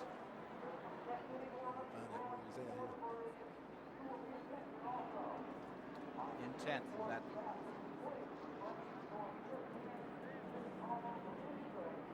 Harry Gant was right behind him. Yeah, but I don't know if he didn't run into the board right in front of him. That's what it looks like when it happened.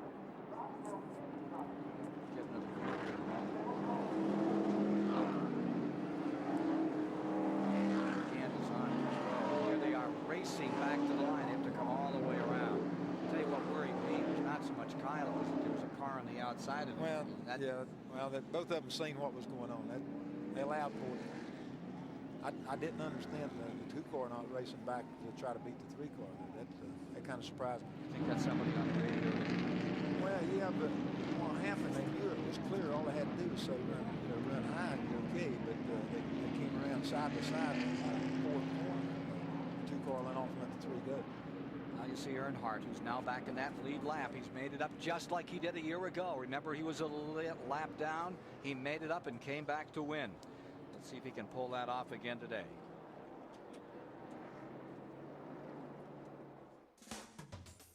Hey, race fans, Budweiser asks, who won? It was May 29th, 1988 at the Charlotte Motor Speedway. The 600-mile classic getting underway. The 28 of Davey Allison led from the pole with Jeff Bodine's number 5 alongside. While those two greats battled it out for the lead, another superstar was working his way to the front.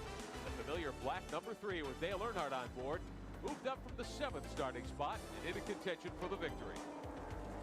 While these 3 great racers were duking it out at the front of the pack, 2 more of the day's top stars were quietly waiting for the latter stages of the 600 to make their move to the front of the pack. Car 17 with Darrell Waltrip on board. Rusty Wallace in the 27 holding back to see how the battle up front would sort itself out. But whose strategy worked that day? Here's the list of contenders, the answer in a moment.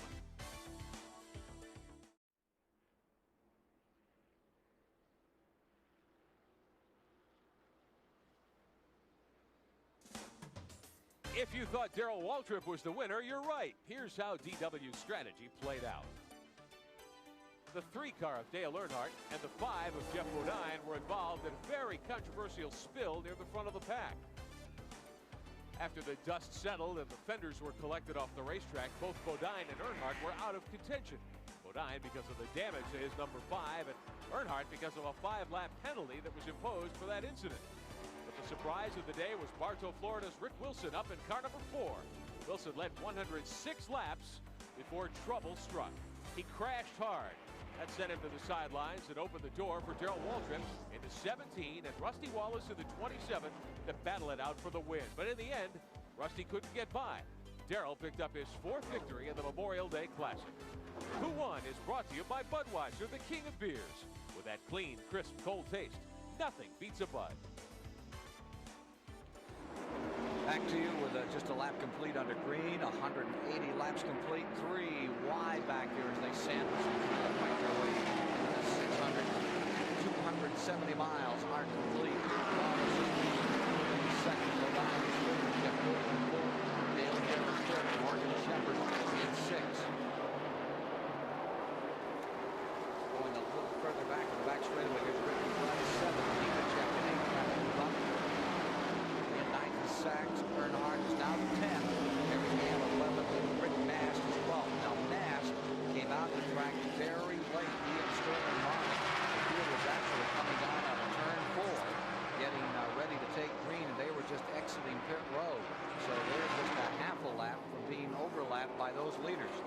remember that Mast is on the lead lap.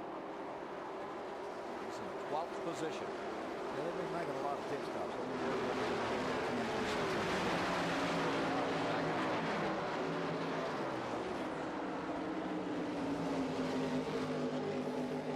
We got a little more shadow out of that racetrack.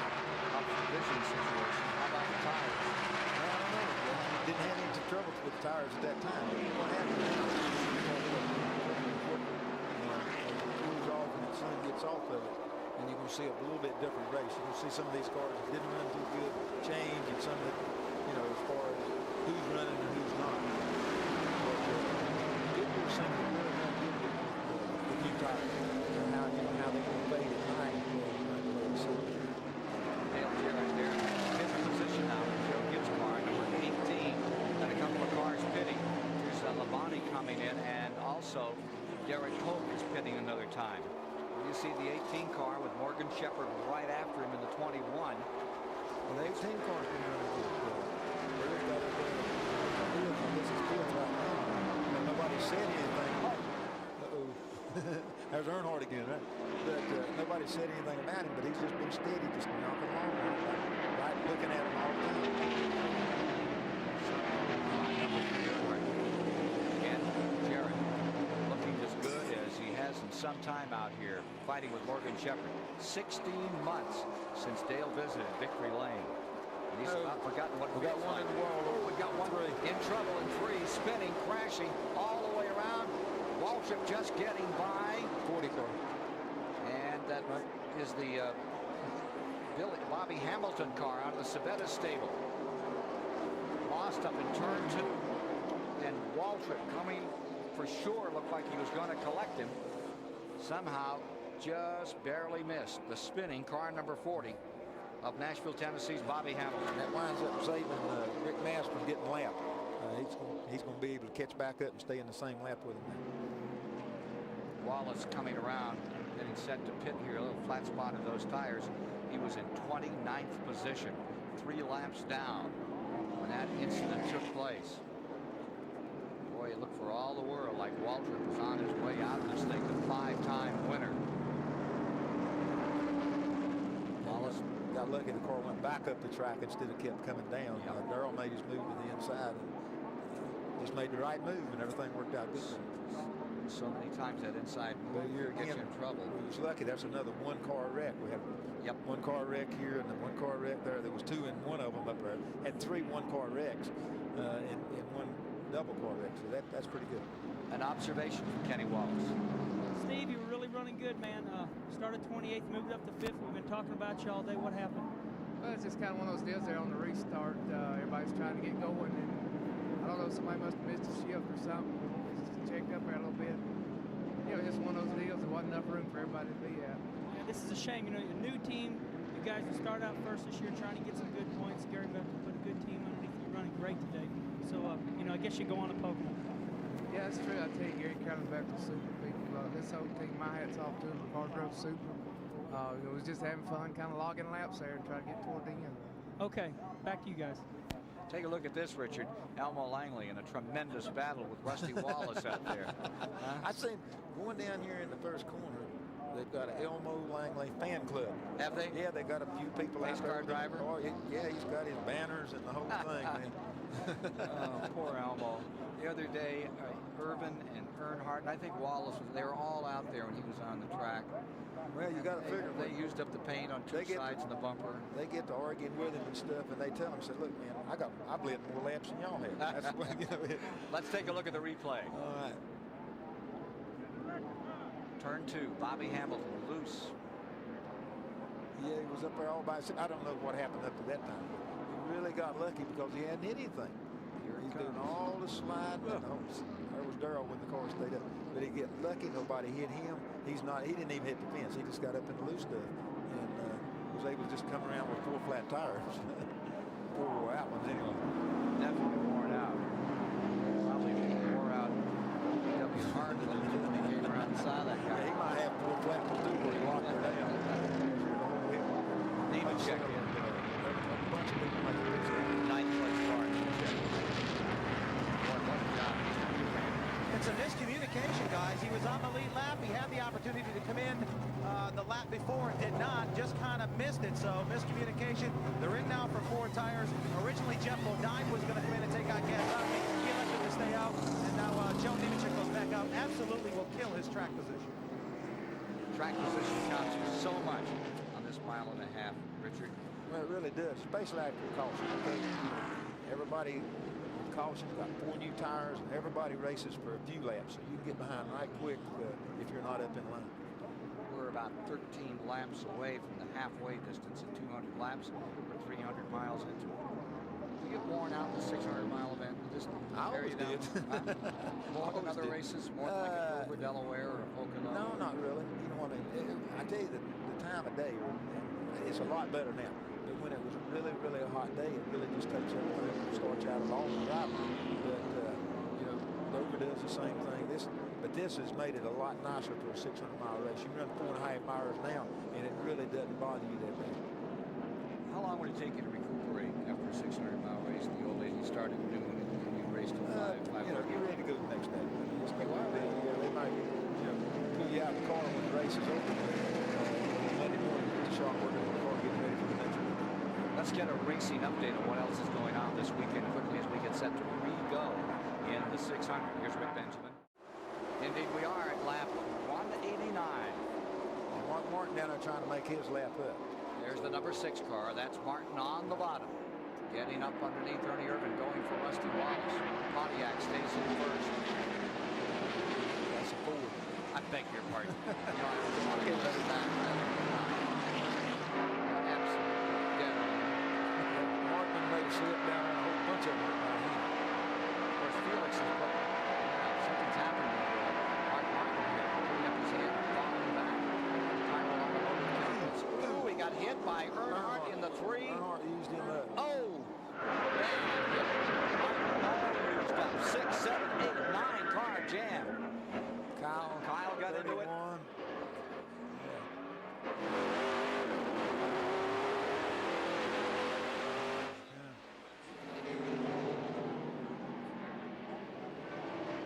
Lap 189. Mark Martin's car lies in the bottom. All torn up. Still fires. You saw him put his hand up. He pulled up on the outside. He got collected, driven down the track. Here's Rick Maston. Had that great run going. Was in 12th position. Had made up that lap. Found himself back among the leaders. Earnhardt had made up. Here's the Pyro car coming in now. The Valvoline car of Mark Martin. He's trying to make up a lap. He was up among the front But then three. he had some kind of trouble because he had slowed down. Everybody'd seen him except Earnhardt. Earnhardt just drove right up in the back seat with him. He's still out there and knocked out 4 or 5 cars. 6 cars. Okay, I got close. Ward Burton was one of them. Richard. Kyle got it. Yeah. The 9 car was in that one. Rich Bickle had no place to go. Mark Martin, as we mentioned, the 32 car, and I think there's going to be more. You're right. I think it's 8 or 9 cars before we see the end of this one. His car, it's kind of busted the grill and stuff up on him. They put a little tape on him, sent him back out.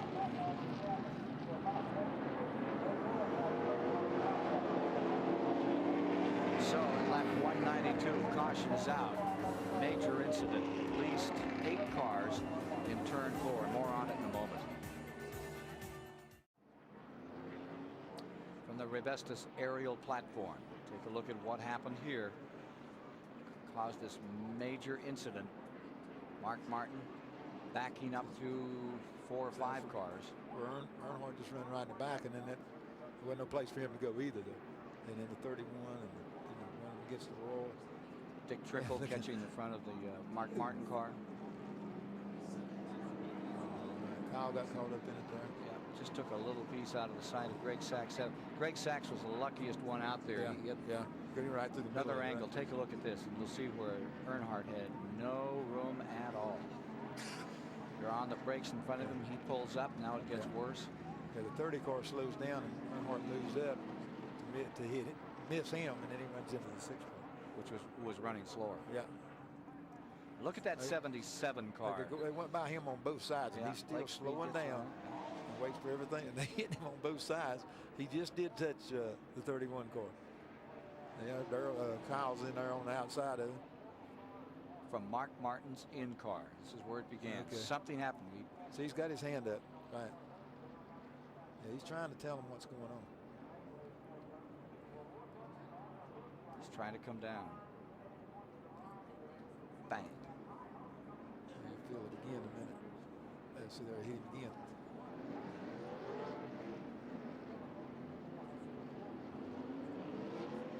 Wow. Bad day for Mark Martin. Bad day for a bunch of them up there. And a good day that they're all walking away. That's that too. Mark Martin certainly had one of the cars to beat today. What happened? We kind of left her tire down right there in the front of the pack, and before I could get to the inside, they started passing me on the inside and the outside. I knew I was going to wreck. I had a tire down, you know, and it just, there wasn't no way to hold it. I don't know. They started running into me in the left front, and the wreck was on. But, you know, it's hard to drive that thing with one tire down, and especially hard to drive it with cars passing on both sides and a tire down. Mark, how frustrating was it out there? The Hoosier cars seemed to be so good. They're pretty good. We had a great race car, man. We had a car that was going to be a contender tonight, and we were messing around, and we had some bad luck. Thought we had a tire going down and pitted early, and then the caution came out and got us a lap down. But I believe we were going to make it up. I believe we'd have got our lap back before it was all over with. And it was a super car and a super run, and now it's a heap of junk. Let's take a look at it again and listen to the action.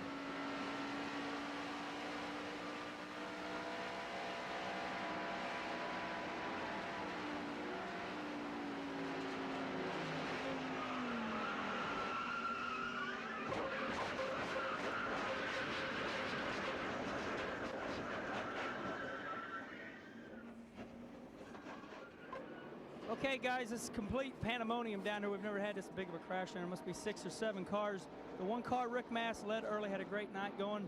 You can pan out and see all this action. They're trying to get this car back in the race. The radiator's all the way into the fan, so it's wild down here right now, guys.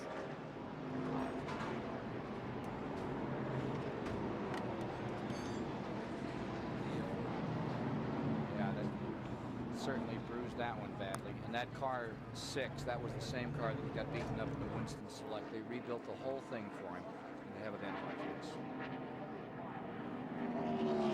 Michael Walter, broken shoulder blade and all down there on the inside, still trucking. Yeah, I'm glad I hate anybody gets in a wreck, but I'm glad he wasn't in there because he would have just turned him that much worse.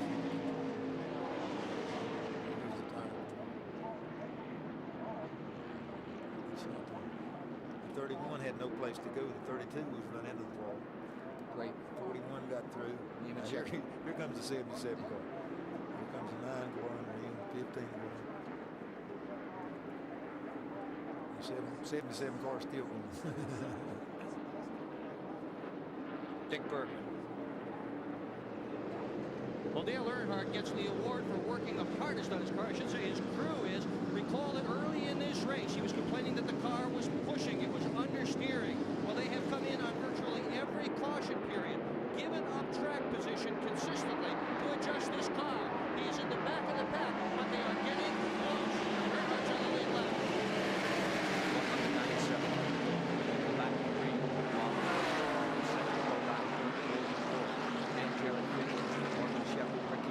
Joe Nemechek 8, Harry Gant 9th, Earnhardt 10th.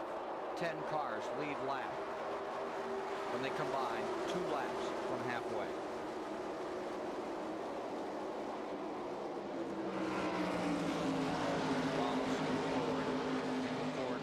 Okay, you done good that time.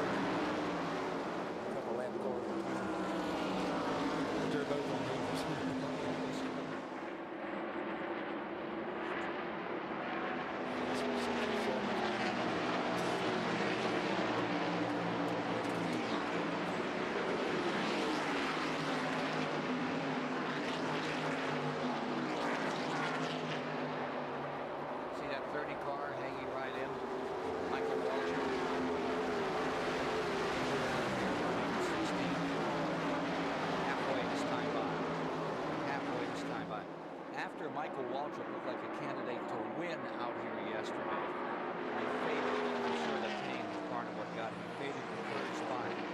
Yesterday's race was over. Phil Parsons said that great picture. Michael Waltrip was quoted in the paper this morning. Said, "I'm real happy with Phil Parsons. I'm proud he picked everybody but Waltrip was the guy that lost and finished third." A lot of people just go up and down, in and out. They don't like to see nobody. They like to see everybody get a good day. And you got to get very quick. Not that bad race car, but just in and out and keep them floating around so they can get a little easier. What is that attitude by Michael Waltrip makes this sport so special because she's so proud to be associated with it. He gets beaten. He's driving out there in pain. He's doing the best he can do in that car. He takes his hat off and says how proud he is. He gives him kind of the benefit of the doubt, too. So, 100%, yeah. So he's always got that. You got to give him that. Oh, yeah. We used to give him that. Thank you. So Wallace stays on the line. Hanging right on.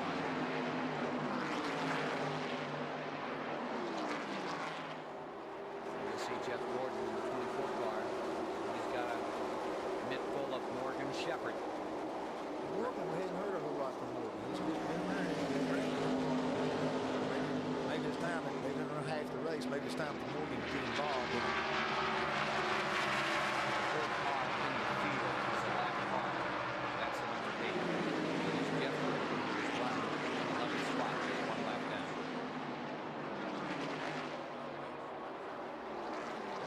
Coming back again from Buckingham, Bodine. Bodine is in third. Gordon back there in fourth, closing. Here comes Morgan Shepherd. Morgan fades it up to the outside a little. Ricky Rudd is also there. He's in the lead lap with the tied car, number 10. I hadn't heard no telling him. He's just been there running the first 8 or 10 all day long. Now he's starting to take advantage of that particular position that they got on the track. That's what we talked about yesterday, the old Petty thing, you know.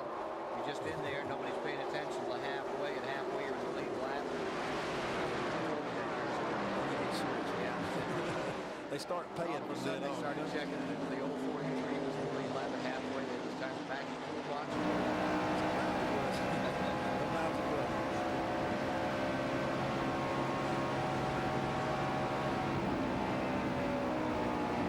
Talk about Michael Waltrip Park. He has 115 on the field, so it's 2 laps down.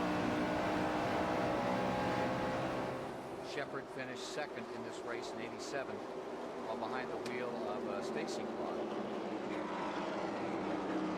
Lights are on around the racetrack now. How do you like those lights? They're not caution lights. These are lights to make it. Okay. I think the night lights. Yeah, okay. The night lights are on. Okay. Yeah, well, if they go ahead and turn them on now, as the sun goes down and starts getting darker, you don't really notice them as much. But if they wait till it gets twilight and then turn them on, hey, man, that's a big change all at one time. How do you feel about racing with lights? That's great. I don't know what's the ever mind under the lights, but I think it's really good to break up things. Here especially, big racetrack, even little racetrack, Saturday night space is really good. They always have to. That's the backbone of the sport. Jeff Gordon stays in that 4th spot. He's got Morgan Shepherd chasing around after him. Right in front of him is Jeff Bodine. It's a whale of a battle midway in the Coca-Cola 600. 35th annual from the Charlotte Motor Speedway. With Richard Petty, I'm Ken Squire. And from the Rebestos aerial platform, here's how they're running those 24-degree high banks. Big story in Earnhardt's pit. They are preparing a new nose for that car. When he ran into the back end of Mark Barton, he pushed it in. The real problem is not aerodynamics, as you might think. What's happened is the car is beginning to heat up. Just about every crew member, including Andy Petrie and Richard Childress, are gathered around here trying to get this thing ready for Earnhardt. Unscheduled stop for Darrell Waltrip on lap 210. He's in the pits, running slowly for a lap. Randy Pemberton can help him. Well, all of a sudden, Darrell came over the radio and said we don't have any fuel pressure. So they either lost a fuel pump or they have a pickup problem in the fuel cell. He also radioed and said, go and run and get a fuel cell from one of the guys in his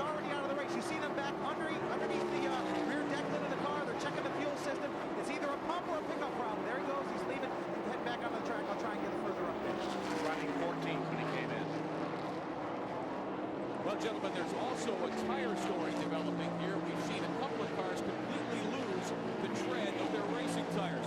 What I'm holding is the piece of tire that Sterling Marlin ran over 30 or 40 laps ago. This is the same thing that happened to Mark Martin. This is a brand new outside tread of a brand new racing tire. You can still see the mold marks and the depth marks in this tire tread. Marlin ran over and caused some damage. We saw one of these come off Mark Martin's car, and that's what caused that big pileup in turn 3. No indication as to whether this is a Goodyear or a Hoosier, but it is an indication that maybe these tires aren't up to the heat and the speed tonight here at Charlotte Motor Speedway. And the speed's ready to climb. The sun is setting, and the temperature dropping. The speeds are averaging 133 miles an hour, well below the average of 145 a year ago when Earnhardt set the new 600 record. We've had 6 cautions. 30 of the laps run thus far, 214, have been under a yellow flag. Going up front, and here you see the battle. Ford against Ford, Ford against Ford. Wallace is running the handle.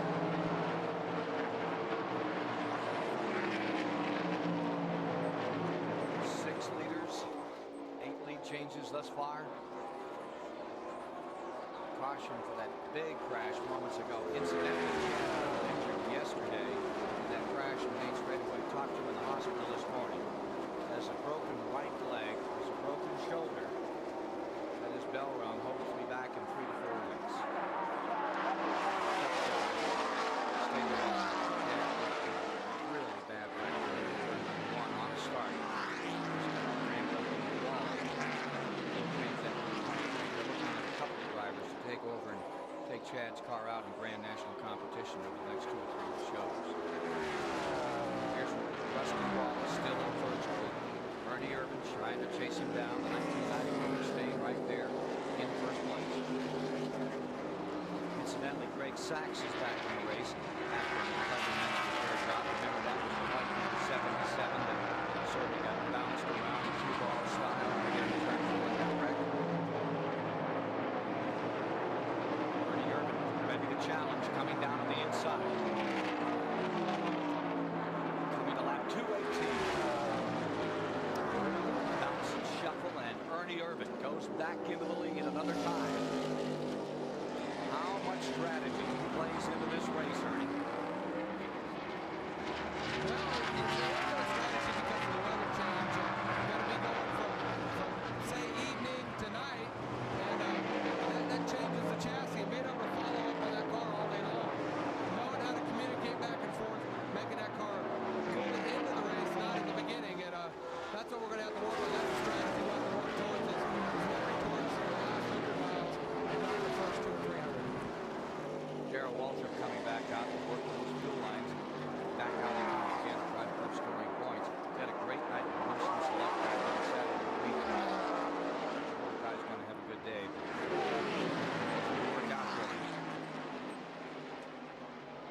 How close it is after 300 plus miles further back. There you see the Earnhardt car, number 3. He's having trouble with Joe Nemechek. Nemechek with him all. These cars are 6 and 5/10 back from the lead. You see Jarrett in there. Jarrett is 7th. Now here comes Earnhardt back on the inside. Gant is in that group, and remember, he's in the lead lap. They're actually going to put a black flag on him about 100 laps ago. There's some smoke pouring out of the car. Thank goodness they didn't. Here he comes. He's up there under Dale Jarrett, and we have Earnhardt to 7th. And Jarrett falls to 9th.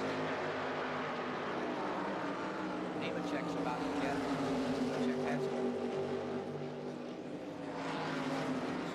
Sudden, Dale Jarrett backs up the record. And after 1 lap, number 17, Walter, goes back to the garage area. Right over by the Unocal fueling station. Didn't go to the garage, pulled right over there, and they're going to work another time. Randy's there. Well, they have found it. It is the fuel cell. They've got a pickup problem. They went to Steve Grissom's team, and they asked them if they could have a fuel cell. Matter of fact, it is coming in now on the back side of the car, over near the deck. There is Labonte's car. Gant in trouble. As it also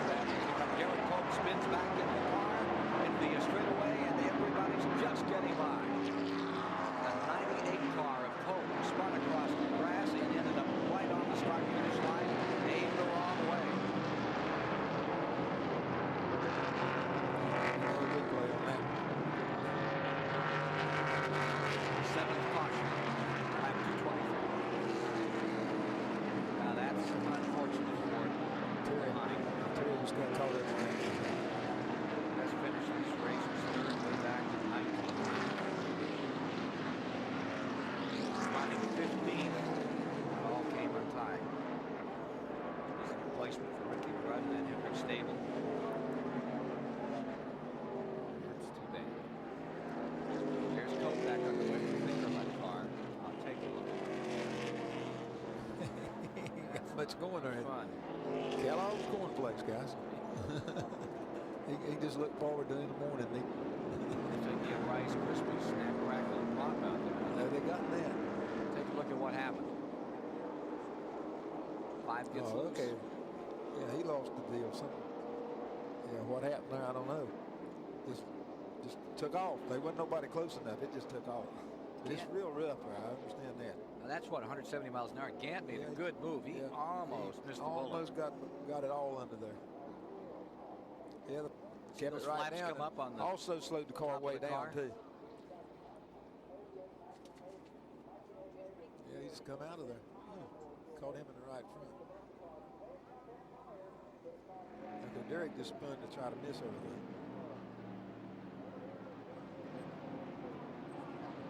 There's the 33 in. Earnhardt back in another time. Dick Bergman is there. They're going to work on the nose of this car, Kinswater, to try to get it to cool off some. They're not going to replace the whole nose, but they're going to put a piece on the bottom. They just added a little piece of fiberglass on the bottom of this nose to try to get the air working through the radiator a little bit better, try to improve the aerodynamics of it. Definitely an aerodynamic racetrack. You do not want to have your aerodynamics messed up. Right now they're drilling away, and they're going to put aluminum rivets in there to try to hold this piece down and get Earnhardt's nose squared away. Yeah, that piece they're putting on there is not to make the car run cooler. That there is to keep the front end on the ground because the air gets all up under the car, and then the car raises when it gets to the corner and you can't turn the car. We'll take a break right now and then be back with more. The Coca-Cola 600 Winston Cup Stock Car Racing on TBS today. Harry Gant coming back out after repairs. Stay with us. With Derek Koch, you're on board in car number 98. Better day here at Charlotte. It's not been good for him thus far, and you see the 5-car coming in Labonte. It's all beaten up. Let's go down to Kenny Wallace. Okay, guys, we're down here in the garage area. For everybody that can't see all these wrecks that are happening, the garage is filling up, but this is how everybody's finding out what's going on down here in the garage area. The Family Channel hauler has got 2 TV monitors. You can see me on there right now. This is what's happening down here. It's getting pretty busy, and this is how everybody is keeping tabs on the racetrack. Dick Bergen, next, over to you. Well, Ernie Irvin came in, and they are just about touching these cars now, Kenny Wallace. He just took a little tape off the nose of the thing, and Rusty Wallace's car, they took a little bit of wedge out of it, but most of the guys running up front seem happy with their cars. Randy? Well, Joe Nemechek came in. They took on 4 tires, likewise for Jeff Bodine in the 7 car. Kyle Petty messing with his toe in. Of course, he was involved in the wreck 2 cautions ago. Johnny Andretti, that team, unbelievable. I just talked to them. They're on their 17th pit stop of the day. You remember they caused the very first caution of the day. They worked on that car all day with cosmetic work. Dale Jarrett made a big adjustment. They moved the track bar, the rear of the car. That's a major adjustment. Richard Petty could probably comment more on that. And Kenny Schrader was also in, checked the toe in on that car. But the Dale Jarrett car, major adjustment there. Go to the STP Pit Center. Well, while we watch these cars circulate under caution, we want to remind you that this is your opportunity to pick up a copy of the official directory for NASCAR and the Winston Cup Series. It's from Bell South Advertising. We've got a copy here. We've been checking it out here in the Pit Center tonight. Easy to get. $24.95 is the cost plus shipping and handling, and you can dial this number 1-800-RACE-345. This will give you all the information if you've never been to a new Winston Cup track, a place you're visiting for the first time this year. Get a directory. It'll give you directions on how to get there, where to stay, where to eat, entertainment places you can enjoy as you enjoy the 1994 Winston Cup season. We had problems back in March when we came to you from Richmond because we were flooded with orders. Well, now we've got many more operators ready to take your orders at 1-800-RACE-345, the official directory of NASCAR and the Winston Cup Series from Bell South. And gentlemen, a lot of these drivers need a directory, get their cars put back together and get back on the racetrack. Well, for distance today, Andretti gets first place. He has already driven 840 miles, making a big deal out of Rusty Wallace leading this. He's only gone, what, 342, Richard? And that Andretti, he's back to 30th spot. Right, he's still gaining them. He's still got some more laps, more miles to put in. They put it in, that's for sure. So, pit stops have been the order of the day. It's changed things a bit up on the wall with Wallace, Irvin, Bodine, Gordon, the first 4, Morgan Shepherd 5th.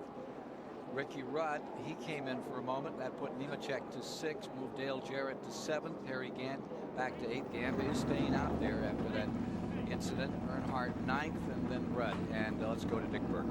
Well, big squabble down here in Earnhardt's pit. NASCAR is concerned about the aerodynamic changes they're making to the nose of the car and asked him to bring it more into line with the way the car was before the accident. They're down here with a pair of tin snips now on the fiberglass, cutting away a little bit off the bottom to try to do that. I mean, it's not like you've got a situation where you could exactly and carefully measure it, but we do have a NASCAR official standing here with a tape measure, and he measured it, I'll guarantee you. I don't think it'll fit the template, no matter what. We're not worried about the template, though. Saw Richard Children out there on gaffer's tape trying to hold that thing together. So the word is out, taking advantage of the beaten up front end to try to fix the aerodynamics a little better. The first half, the first good quarter of the race, no cautions, no wrecks, no nothing. And now we've got about half the field running around there with tape all over them, and wire and everything fixed up, you know. Richard Petty, did you ever be in one of those races where you really got the snout hit and then it ran better? Yeah, I've done a lot of race cars. You wind up getting in a wreck, and I don't know that the car runs better. It just makes you so mad you make it run better. I think sometimes that you just get so frustrated you say, the heck with what it looks like, how it's doing, you just go do the job. So, yeah, we've run better after we got race. This Richard, laps 1 through 90. No yellows. Laps 91 through 229, 7. That's what we're doing. You know, the deal is about everybody's got hit somewhere. You know, I noticed our car kept coming in and stuff. He's been in about 14 times putting on tape trying to keep the hood down, fenders from blocking. Darrell Waldrop coming back on the track in car number 17. He's back out another time as they get in the field lined up to go racing at lap 229, 230. 230 as they take the fly. 345 miles right now. Wallace first, Berger second, and Bodine right there third. Jeff Gordon back and forth. Here. About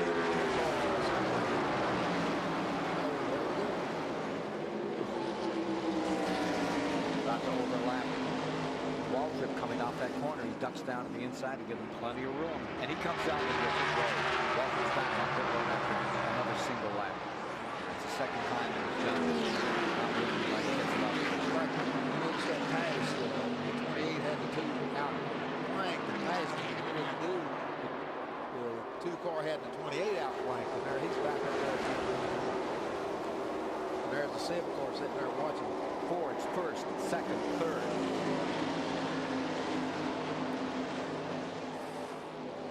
These cars look so rock solid when you see them come on board. And you look at those in-car cameras and you wonder how they hold on. They're back out, and there are 2 cars coming back. Jeff they up there using their tires up, and the 7 car sitting there saving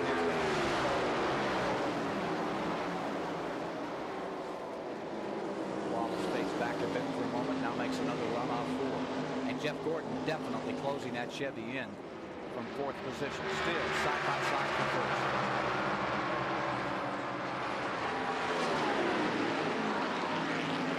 Jeff Gordon back there third. Says if you try to save your equipment at Charlotte, you're going to go backwards. Typically, we're required to be racing flat out about that time of the race is somewhat because everyone wants to run up front. And if you're going a little slow, if you're trying to conserve, they're going to try to pass you. And the guy making the pass right now is Morgan Shepherd. Laps 5, lead changes down through here. Look at Shepherd.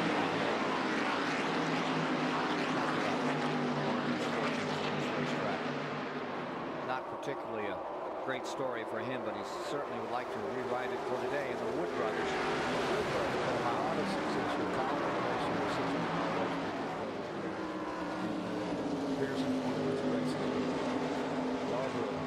They've had some good cars here. It's been 36 races since Morgan Shepherd has won. Here he goes for the lead. Right now, the car 21. His last win at Atlanta. Stays the track.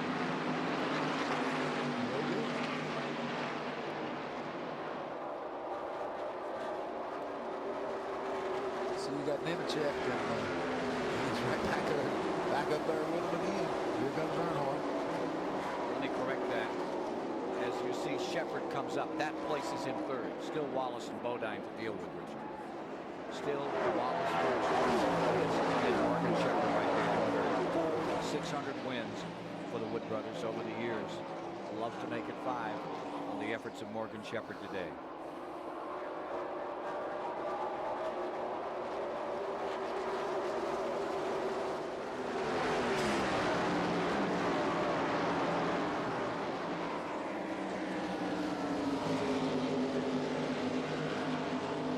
At 2:37, here's Wallace first, Bodine 10 followers, Matthew second.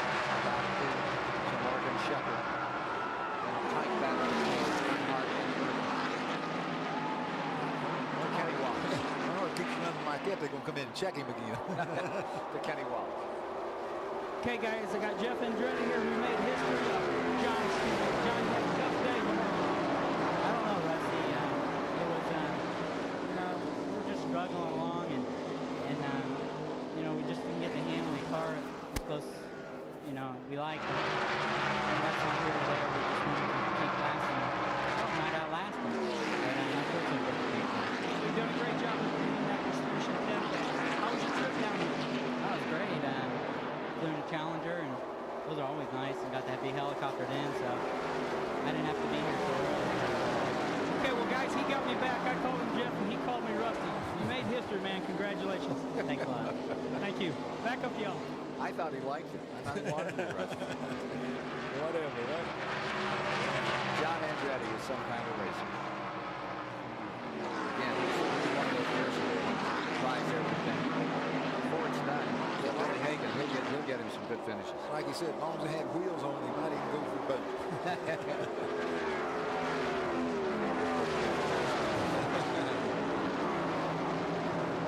Look at Nemechek. He hasn't given up for a moment all day. Well, Nemechek up to 6, challenging Gordon again, fighting with Irvin. There's his mom. Until you get out there and do it. She'll stay right with him, too, man. Joe Nemechek in the 41. Having to go right now with Ernie Irvin. Great race. There goes Morgan. Oh, how about this one? For second spot, Morgan Shepard on the outside, and Jeff Bodine with it in the 7 car. Molly racing, Earnhardt's catching both of them. Get the spot. 1 to go. Morgan Shepard for the lead.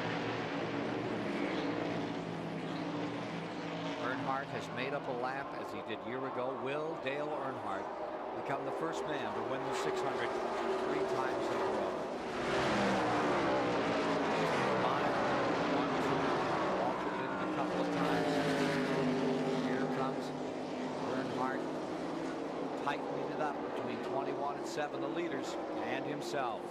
242 laps complete. Rusty Wallace stays in first in car number 2, but the story is right here. Earnhardt, they popped the cork on that one, and he has moved all the way to second, followed to third. There's the battle. Morgan Shepard in second for a moment, then back comes Earnhardt. Incidentally, Mark Martin is back in the race after 38-minute repair job out to try and score some points. Contest between a Chevy and a Ford. Earnhardt Chevy up to the inside. Shepard alongside, right behind him, the 24 of 22-year-old Jeff Gordon. Jeff's got a good look at what's going on up there. And Wallace out in front of this crowd by about 25, 30 car lengths. This is 1 and 9/10 seconds between first and second place war. Further back, you see the 43, Dallenbach, still out there going with car number 20 with Joy. They're back in 20th, 21st position. Yeah, they've been having a heck of a race. Around Jeff Burton they come. Jeff Burton in 13th position.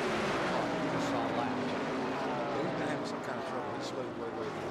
Don't want to leave this one, do you? Look at this. Oh, he's going to... Earnhardt ain't giving no room or anything.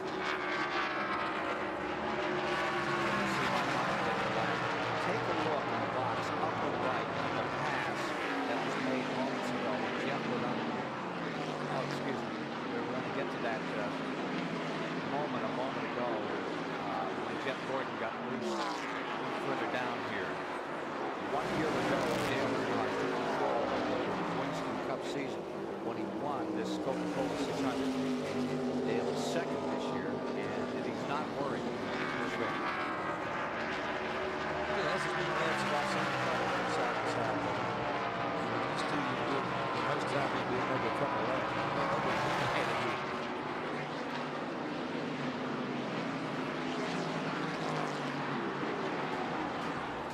people think that Dale Earnhardt is off to a slow start this year in his quest for another Winston Cup championship.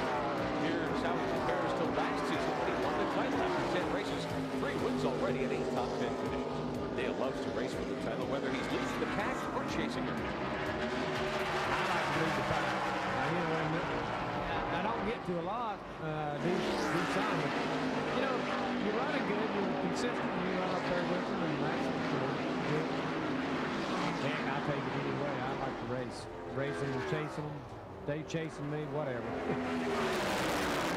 Racing and chasing him, and they're chasing him right now. Earnhardt back in the lead. Racing and chasing, that's for sure. Earnhardt comes in, uses up 21 groove. He uses up the 21 groove coming off the field. He's taking the whole racetrack. That's the second place. Wallace stays in first by better than 2 seconds. Jeff up in there now. Jeff and Jeff, right?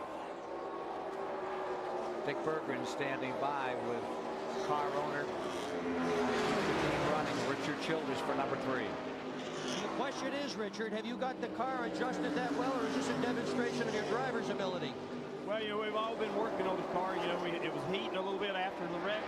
Now we're taking up the push of the car. That's what's the matter with it. And we was hoping we'd be right when the sun went down, what we're hoping for. And now Dale's just driving his heart out like he does every week. And, all these guys busting themselves to get it back out there. So, we'll just see how it comes out.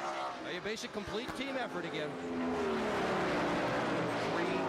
379 miles have been completed as Wallace has pulled away from that second, third, and fourth place battle.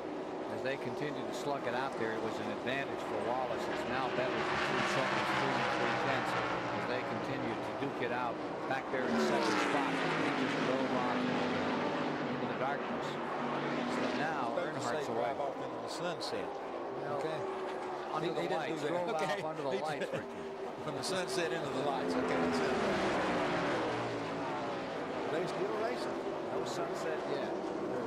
Second, third, fourth, fifth, sixth, and seventh place cars all within 20 yards of each other. Earnhardt, Shepard, Gordon, Bodine, Shep all in there.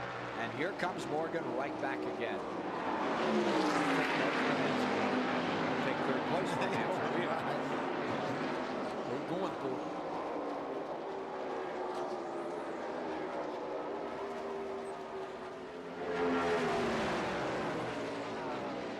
Rusty's leading the race and nobody's paying attention to him. Richard, I'd really like the folks to see that moment when Earnhardt got under Bodine here. So we'll take a look and replay, even though we got a great race. Take a look at this. This is about 6 laps ago. We were in commercial. Just moved just enough. Now he's trying to gather it up. There comes Jeff Gordon under him also. He was lucky to gather it up. That doesn't look like much, believe me. You see that thing move a little. But once it breaks loose, you have a heck of a time getting that thing moved back down so that it looks straight. Back with you live, and you're watching as Bodine works Gordon.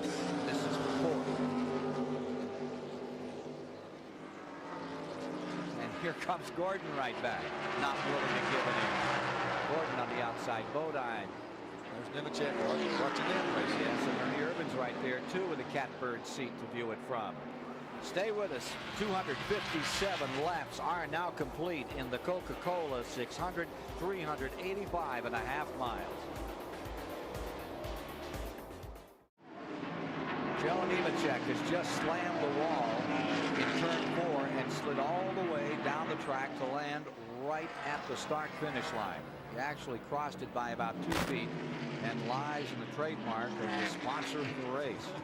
That's one way to get their attention. This is how Earnhardt got down a while ago. If you remember, he stopped, and just as he'd stopped and went back out, got a lap down, they had a caution. Everybody got a free stop. They're going to do the same thing to it right now. And the point we were about to make, and the story we were following, was that once again, Dale Earnhardt has been thwarted here. He got all the way up, was trying to chase Rusty Wallace down, then made an unscheduled stop.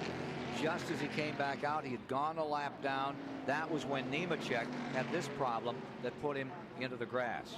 Take a look at what happened to Nemechek. He comes off that bang. He took off. Blew a tire is what he's saying on the radio. And that's what it looked like, because he didn't come out and turn the car. He was out about 2/3 and it just went straight. In fact, you can see the marks from here. You can see where they hit the wall. running in 5th place when car 41 slapped the wall and slapped it hard. Now you see Earnhardt back on the track. He made that unscheduled stop. I'd like to get more on that story from Dick Berggren. Attention all drivers spinning through the, that's a Humpy Wheeler sign. And I'll tell you what, they're going to have to line up, Richard. Everybody's tried to mow Humpy's grass out here today. He's going to have to get him a bunch of whoops. Let's hope that Nemechek's all right. We see the safety folks out there working with him. He really slapped that wall. He's okay. All right, we'll take a quick commercial break and come back and get more on the Earnhardt story for you as Darrell Waltrip is again coming back out to give it another go. 264 laps, 396 miles complete. And with this caution out for Joe Nemechek, everybody taking advantage and getting in the pits, getting new tires, taking on fuel. Let's go back to that stop by Dale Earnhardt and get more on the story from Dr. Dick Berggren. Well, he had been running along just fine. Can we see this on replay? He had been running along just fine. Came in, took a pit stop. The problem was this tire right here. The tire obviously lost its tread, and that is the reason for this pit stop. Right rear tire is the one that failed while he was in here, while this action was going on.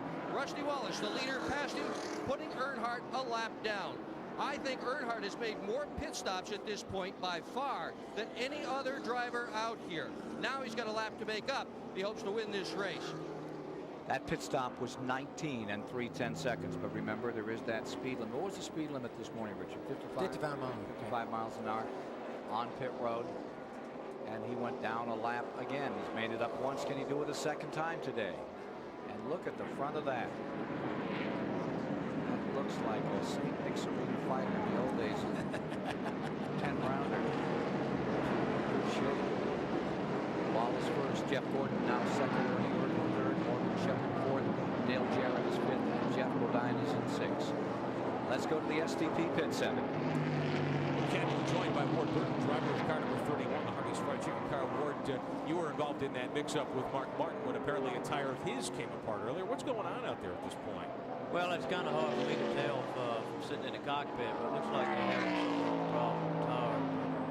You know, Hoosier and Goodyear both have good products, and some weekends one better than the other, but I'd like to say something about my Hardee's crew. I think sure. We've been struggling. I think they did a pretty good job for me today. We're running good, and we got a lap down the pits, and we know we need to practice there, but we're coming. You ran good. You were running up, I believe, in the top 15 when that mix-up took place. You were in good shape for a good finish hopefully today. Of all the cars you see out here at this point, you've got some Goodyear cars, some Hoosier cars running up front. Who do you think's the strongest at this point? Well, of course, the 3 car, if he gets his lap back, which I'm sure he will up there, he's going to be a threat. All these cars right in here are threat. 28 to 2, Jeff Gordon. Some of these lap cars are running real good too. You know, it's easy for one of them to get a lap back. I'm not saying it's easy, but it's possible they could. Can't cut anybody out. A bunch of good cars. Earnhardt's on the tail end of the lead lap. Thank you, Ward Burton. Thank you. Yeah, they put him right on the tail. They put him up on the top side. It's kind of a surprise on Earnhardt, number 3. Well, see, he's not a lap down right now because he likes that much being a lap. So he's having the prerogative to get up there. And, you know, he can touch it at the same time. Well, he was. So that's how you got started.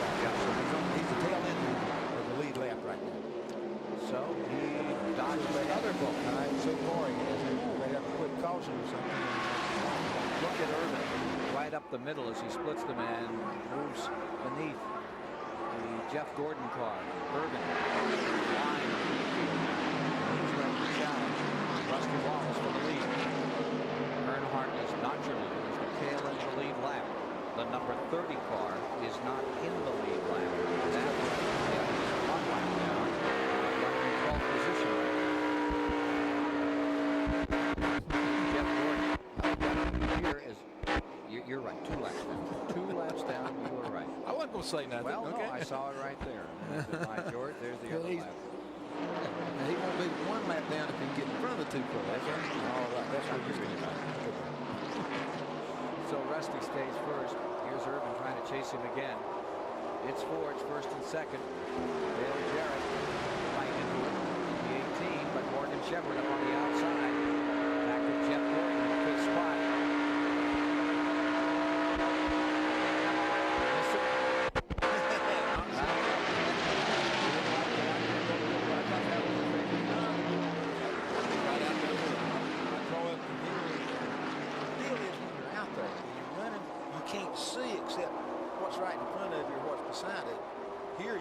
see everything. Yeah. And that's too much. You know what I mean? I put the blinders on when you're out there. Scary if you saw it. Yeah, that's right. All of them come in and they seen themselves in this thing. Colts now, he is right now. He's down several laps. Second position. Front of the team's completed 269. He's at 264. So Wallace stays first, Irvin second, Shepard third, Jeff Gordon is in fourth now. Jarrett back to fifth, Bodine sixth, Ricky Ryan seventh, and eighth. Those are all in the lead lap. And in the top 10 now, it's Chuck Bound. Chuck Bound in the Bobby Allison car and Earnhardt. Earnhardt on the Adder car. Nick Earnhardt, the 9th car in that lead lap. And then go back to 10th place and give that position to Chuck Bound. Take a look at the Fram race story out here on what we've seen thus far. As we review, if you're just joining us, some of the leaders that have had an opportunity to be out in front. Jeff Bodine has crashed out of the race. Jeff Bodine still out there.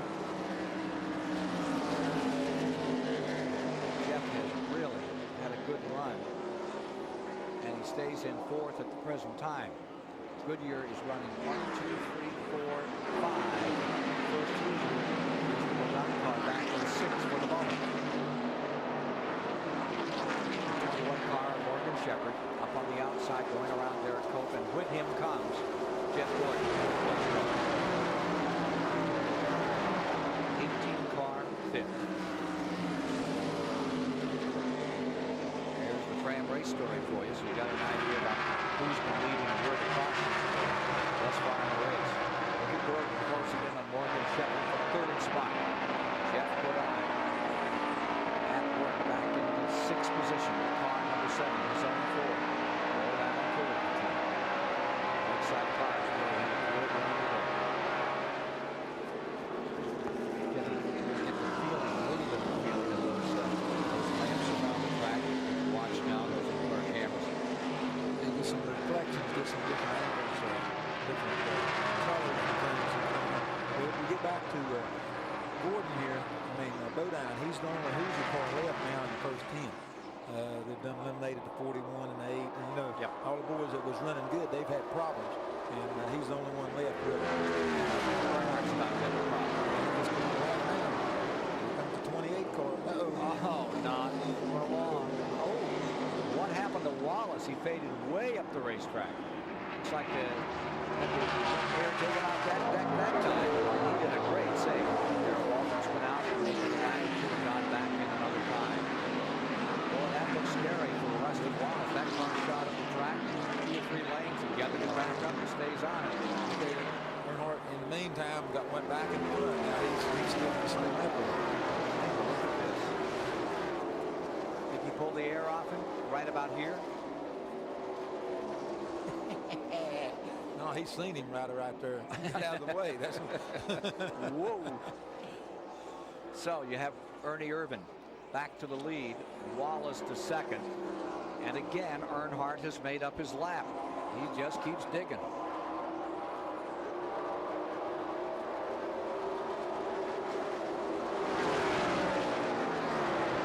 .276 laps are down. So we're at 414 miles. 9 cars in the lead lap. Up to 10th now is down top of down at 75. And Chuck Bound falls to 11th. Then 2 laps back to 12th. As Richard pointed out, is Michael Walter. Okay. With him there is Sterling Martin.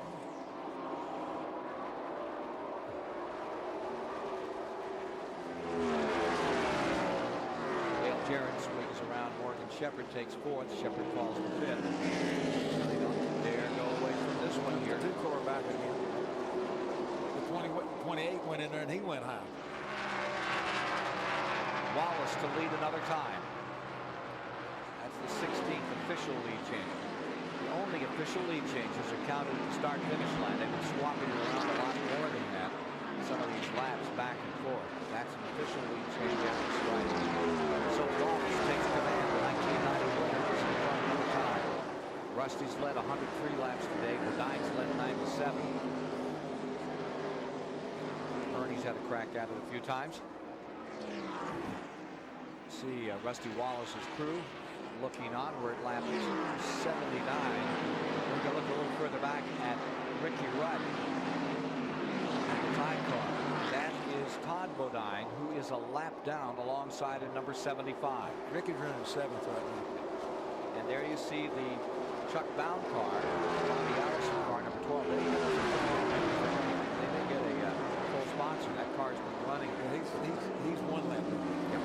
And they say that Teletron, a company out of Chattanooga, Tennessee, is going to join the Winston Cup ranks to support the Bobby Allison Chuck Bound effort. 75 and 12 car racing division. It happened to get lap.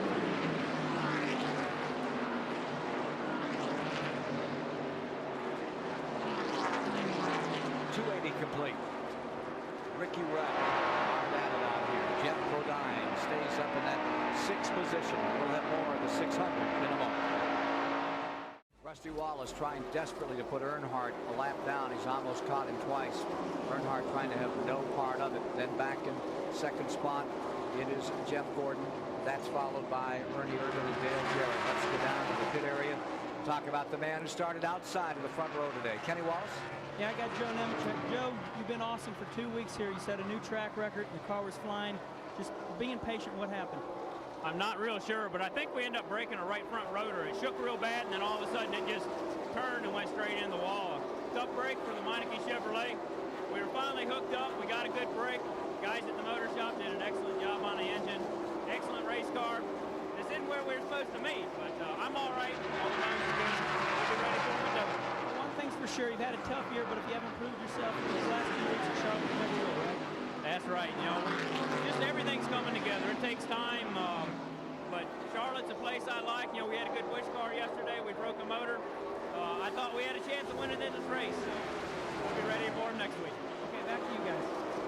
Larry and Sue Hedrick, the owners of that car, heart and soul in it, giving it their best shot, along with Joe Nemechek. Well, look at Wallace still trying to deal with Earnhardt and try to contain him and get him a lap down. Here comes Ernie Irvin, working again on Jeff Gordon, and he's going to get it this time around for 2nd spot. They continue to dice and slice this race up every which way, don't they, They have Richard? really been racing. Now, nobody can go home and say they didn't see a bunch of racing going on. Now, they have really, really tried. There you go. 5 cars right up there, and they all run the same speed. It's just who makes the slip and who doesn't, or who has the right tire combination that particular pit stop. Dale Jarrett's on the move again. He's coming back. He's getting under Ernie Irvin. There's Dale Jarrett right there beneath Ernie Irvin and switching that 3rd and 4th spot around. Here's Randy. Former Washington Redskins football coach, Super Bowl winner Joe Gibbs owns this team, but this is the quarterback, Jimmy Makar.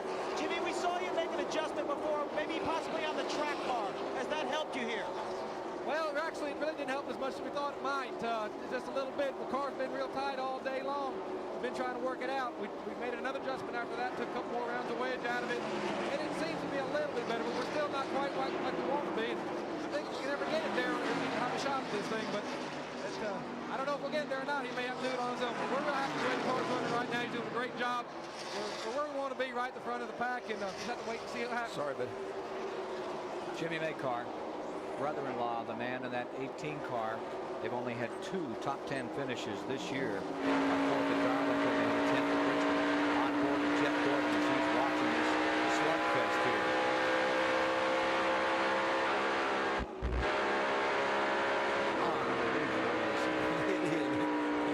This is Saturday night racing without running into each other. Hopefully they won't get it. Well, they've had a little running into it. Well, right now, that's really racing. This is what it's all about. And you see what's happened here. Rusty Wallace has accomplished what he set out to do. He's put the cap back on the bottle. Car number 3. Put him a lap down. Would like to keep him there. Want to bet that he can? Yeah, he got him now.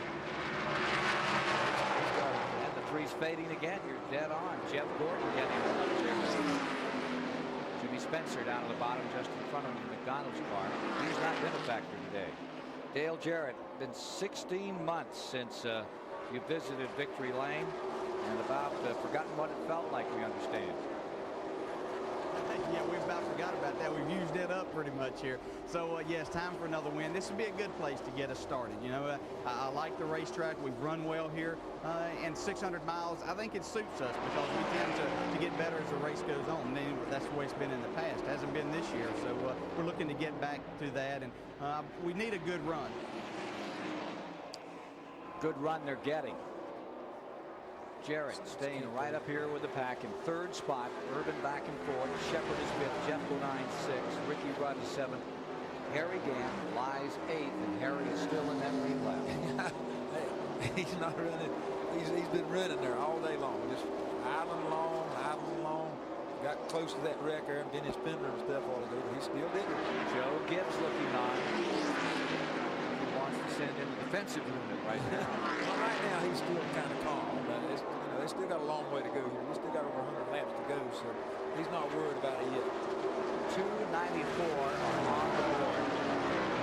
Again, to look toward the conclusion of this one. I don't know how they can do anything in the last 100 miles to trump what we've seen thus far, Richard. Last 100 laps, I know what you're doing. They sailed pretty well in the beginning, and we had all the incidents for the wreck fans, and then they got rid of that. Now we're back to great racing. Really, this is a lot better racing than they did in the beginning. I don't know where the cool air and stuff is making the cars work better, handle better, or whatever. Everything seems to be working good. You know. Wallace seems to be working the best at the present time. Second, Jarrett third, and we saw Ernie Irvin right there. He's also put a lap on Earnhardt. This next pit stop will be pretty interesting out here. Car number 43 is pitting right now. Wallace back pulling down on pit road in the Petty STP Enterprises car. Got some black marks on the side of that thing, a bunch of tape on the hood of it. I think this is just a routine pit stop. I think they're just doing it for tires because last 4 or 5 laps he's really slowed down. So they'll put the tires on, speed him back up a little bit. 19th positions where he was running. I didn't think you could run a Petty car unless you had tire marks on the side of it. I thought that was... Don't be talking like that. What do you mean? Yeah, it really always helped, right? It kind of speeded me up. It did? Yeah, when I had a new car, I tried to be real careful. Once I got black marks on it, I didn't care. Okay, so the 19th place car, Wally Dallenbach, is back on the track. Coming down to 300 laps complete in 3 will be 450 miles into this thing. Looking down on the last 100. Lap 301, another change of leadership. First time Jeff Gordon has led since the very first lap in the race. Take a look at how he did it. Rusty Wallace in first at Ford, and here comes that Chevy down to the bottom. Sticks and takes home that front position for a lap or two. Here you see Jerry following at 5 down in turn 1. Trying to get back by him right now. Wallace working the bottom, and he's got it. Yeah, he worked down there that time. See Kyle Petty's car back out. Waiting as he came out. What was that about? He was watching out for him. There you see Kyle Petty's number 42 back. Jarrett's got by him. Jarrett's in the second place. Jarrett wants to know see what he can do with Rusty Wallace here. About 6 car lengths to catch him. Let's take a look further back here in the field. I'll tell you, drivers having a great day is Lloyd Allen. Hooters car running 13th. That's the best run he's had in Winston Cup racing. Remember, he came out and sat on the pole at Daytona, started 37th here today, and Lloyd Allen right now continues in the 13th position. Hooters T-Bird. He was the first choice, of course, to take over for Alan Kowicki. There was a big flap about that. Earnhardt down pit road again. Here's Earnhardt back. Yes, indeed. Car number 3 is in. That could be really bad news. Let's see what they're going to do down here as they bring in the Goodwrench Chevrolet. Out there for tires. Dick Berggren is there. Well, absolutely everything is changing. Earnhardt's taking more tires. The ones they're taking off do not appear to be blistered. And this is suddenly an unscheduled stop. Rusty Wallace is just below car again, and that means Earnhardt is back down the lap again. Well, another 4-tire change for Earnhardt. 19.1, but he lost a lap, and that's the critical part of this thing. They're still making adjustments on the chassis. You can see them there working on the right rear. So now he's 2 laps down. this is a whole different perspective from where he's got to come from. Yeah, 305 laps into this race.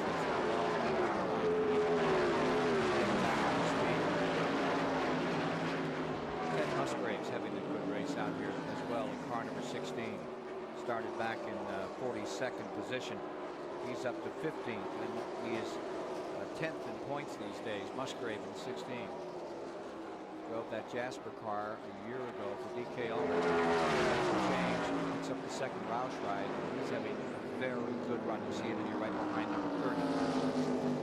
Michael Waltrip, who stays at 11th at the present time. And they put a lap on Jeff Burton in number 8. Now take another gander at this one. There is the 7 car going up on the outside, and Darrell Waltrip. They seem to have got that car. He's got the gas working on that one again. Yeah. So Jeff Bodine in 5th spot is the first car that loses top 5 in front of the wall, carrying Goodyear tires. Be back from Jeff Bodine's car as he comes off the bank, and you get a little sense of those lights which are mirrored on the inside of the racetrack. Yeah, they get a lot of reflection around inside the car when they do that. Those cars are about 4 seconds back to the leader as you look at it from the Rebesta stereo platform. About 4 seconds back from Wallace Jarrett up there in the lead. The 17 car of Waltrip, we might catch you up on him. He's well back. He's only completed 244 laps. He's riding in 32nd position. He was in a long time. He did a lot of the single laps, came back out front of the fields on 308, and there you see Chuck Bound back to the attack. Bound having a good race, staying 10th now, just a lap down from the leaders. Well, they just come in and change tires. That's all they do.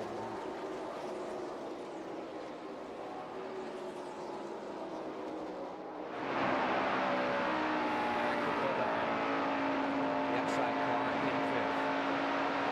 Stays right with it. Here's Randy. Well, the weather may very well be playing a factor. The sun seems to have gone down. It has changed the complexion of this race somewhat.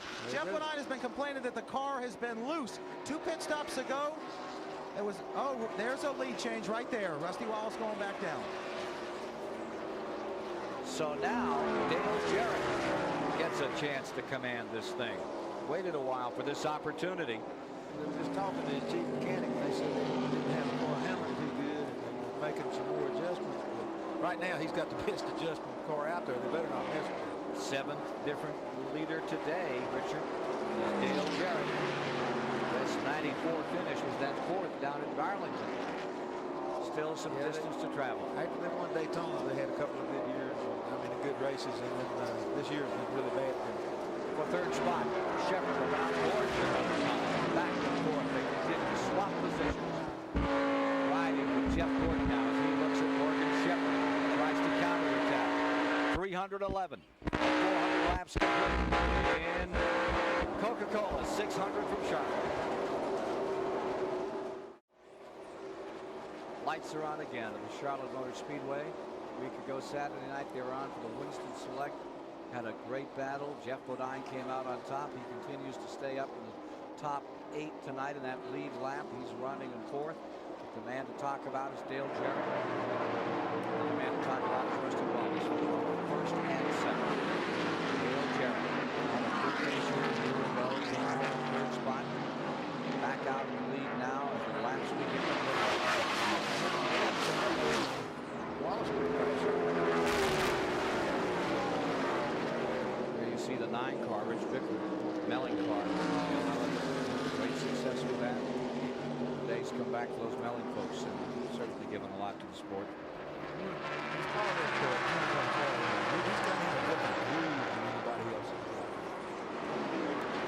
right, he really got that groove down, yeah. We got to put the tire, cut a tire down. We've been running high. And that's where you used to run, where Dan used to run this racetrack. The track closed down. You see the right front down. Something happened to his right front tire. We cut it down. So Morgan Shepard riding in 3rd place, slaps the wall in turn number 1. That brings out another caution. This at lap 318 for Shepard, showing 477 miles complete. Earnhardt is being shown in 11th spot. stood to lose 25 points to Urban, then running 6. Now attrition continuing to tell the story as Morgan Shepherd limps back onto pit road on car number 21. He just took him a long time to get that groove worked in. He'd been working on it, and it's finally started coming to him. And he had some kind of trouble. Ooh, brakes are gone. Slapped the wall and broke the line apparently. Used up that right foot altogether.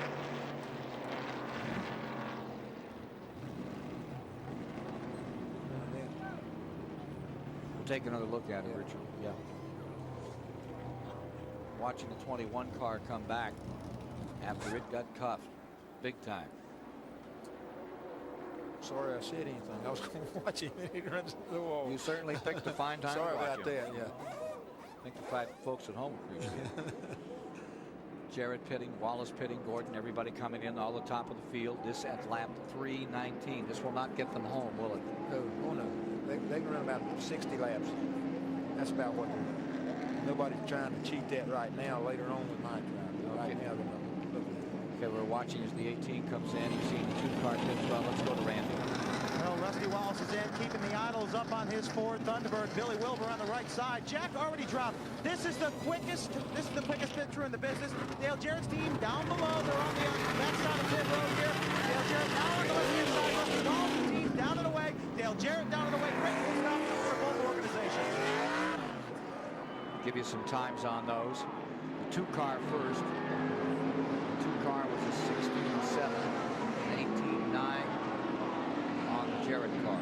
18.9 on the Jarrett car. So we're under caution. It's lap 319 and it's getting towards show and tell time with Wallace in first, Jarrett in second.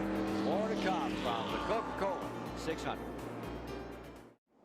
43 cars started the event. Pace cars about to come in. Lap 323 when they hit the marker.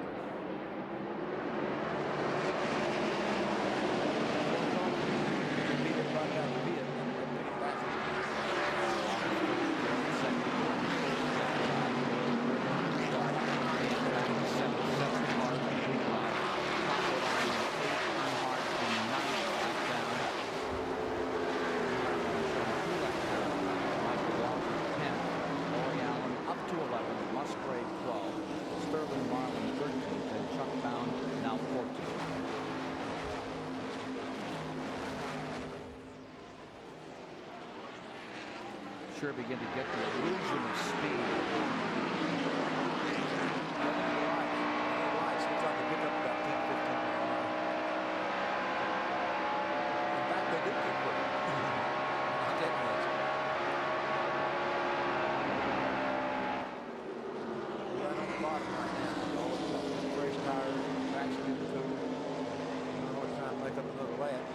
Saw sparks come off one of those cars.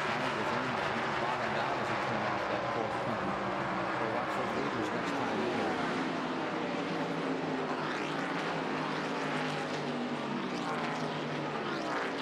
What they do is set the cars up to run as low as they can. You know, and then as they put on new tires and the track gets a little bit faster, and they go faster, then they move a little bit more than what they were anticipating and start getting the spark. You can see how severe those bumps are. Now you can see them spark off here. Second and third place cars right down on the asphalt. They're going to repave here, they say, shortly, trying to fix that. They've tried to fix that since what, 73 or 4? Since 69 when they built the racetrack. But they it's ready for a new one now. Let's see if we can get anything more on that Jeff Clark. Well, Jeff Clark is going to stay here and check the car. He's walking, I should say, he's limping around the pit area. He's putting his uniform back on again. Wouldn't believe all the different people who have come here with different uniforms on from cars that have dropped out, volunteering to help. And Clark says, no, this is my team. I'm staying. I'm going to do it. That's Shauna Robbins' fiance, Jeff Clark. Martin's car number 16 rolled back up pit road this time. Take a look here as Earnhardt struggles down to the bottom, tries to get a lap back. 328 complete. see what Mark Martin is doing behind the ball. He finally give up altogether.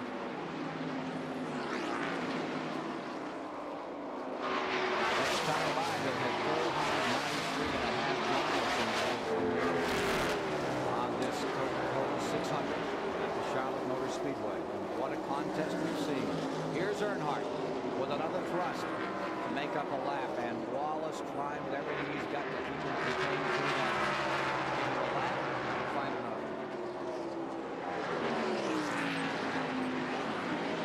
Look at Dale Jarrett.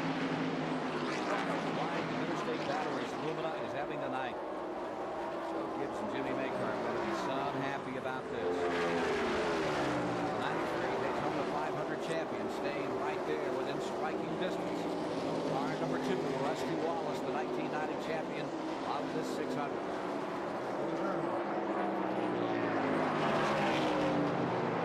What makes him so good? Determination. You know, I mean, he's got all the talent in the world. You know what I mean? But there's a lot of people got talent. He just wants to do it so bad. No matter what the circumstances is, he's going to do it. There's very few people who got that kind of determination, ability, and all that stuff put into one person. Including package, okay? He's made up a lap. Now he's one down. Plus almost a full lap. Caution right now, thank you. But it's not falling. So we'll be back with more of the 600 shortly here at the Charlotte Motor Speedway. Stay with us for all the action here on TBS. Back live at the Charlotte Motor Speedway on a Sunday night, the Coca-Cola 600 in the final stages tonight.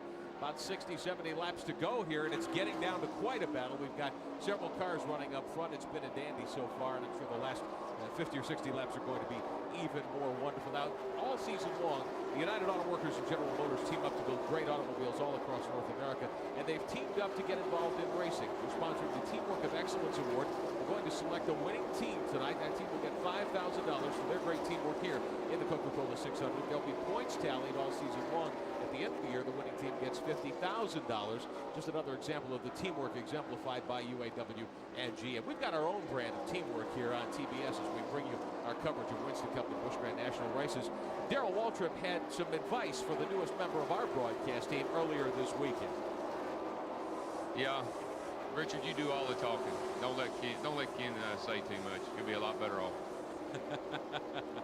A man who certainly knows what to say and when to say it, Darrell Waltrip, and we want to welcome certainly Richard Petty, the newest member of our team. Yeah, what a team player Old DW is, huh? Well, yeah, he's a lot of help, right? I used to race with him, so I know where he's coming from, what he's acting for, you know? Okay, we're down to 100 miles to go on this thing. Time to get down to the program and get this resolved. What's going to make the difference in this last 100? You still got 7 cars in that lead lap. Really good candidates. Wallace, Bodine is up there. Jarrett is up there. Jeff Gordon hasn't given up much tonight at all. He's fallen back and forth for the moment. You get the feeling he's going to come back. Bernie Irvin, Ricky Rudd, and Harry Gant is still there in that lead lap. Yeah, Harry's still digging. They can't take anything away from him. Really what this is going to come down to right now is the laps and stuff that we've got left. If it's a green flag stop, if it's a green flag stop, and Wallace has got the better of the pit crews, and it's going to be tough to beat. But if it comes and goes ahead and runs, and they happen to have a caution where they can run the last part of the race on the green, well, okay, now at lap 329, 339. So as the picture gets drawn here, you see Earnhardt again fighting his way back up still again to take that lap back. He is sure tenacious. He's exactly what you said, Richard. Determined. He's out there, he runs that car, and if he's 10 laps behind, he's out there to do a job. That's to do the best he can with the equipment he's got. But he enjoys doing it. That's the difference in him and they've got everything going for them, and they can do the job, but they're looking at the monetary deal, or they're looking for whatever. You know, Earnhardt's just going to go do it, and he said, if I do it good enough, I'll make money. That's what it is. How many laps are you back from?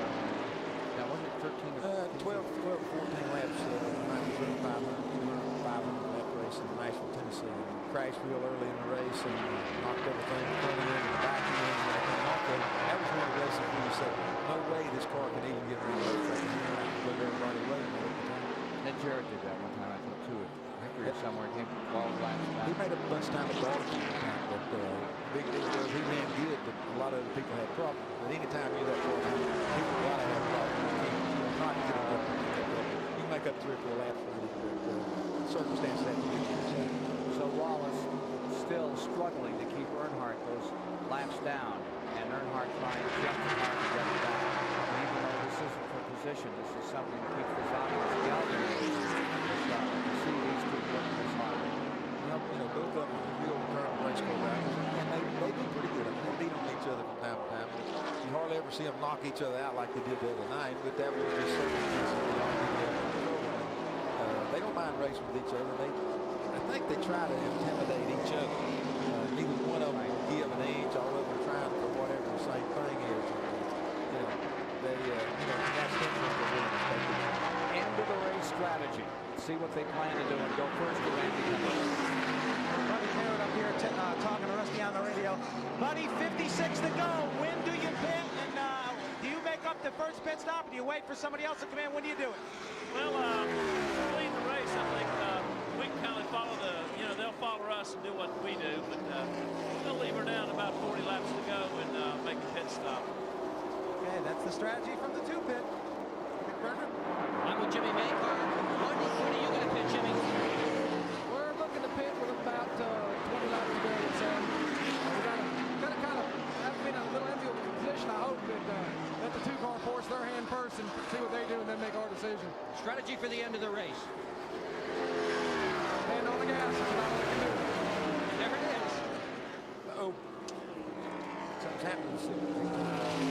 18 backing up, and Jeff Gordon tapped him as they came through turn 3. Now he collects it back up and they run side by side. Jeff Gordon is all over him. 2 cars get by.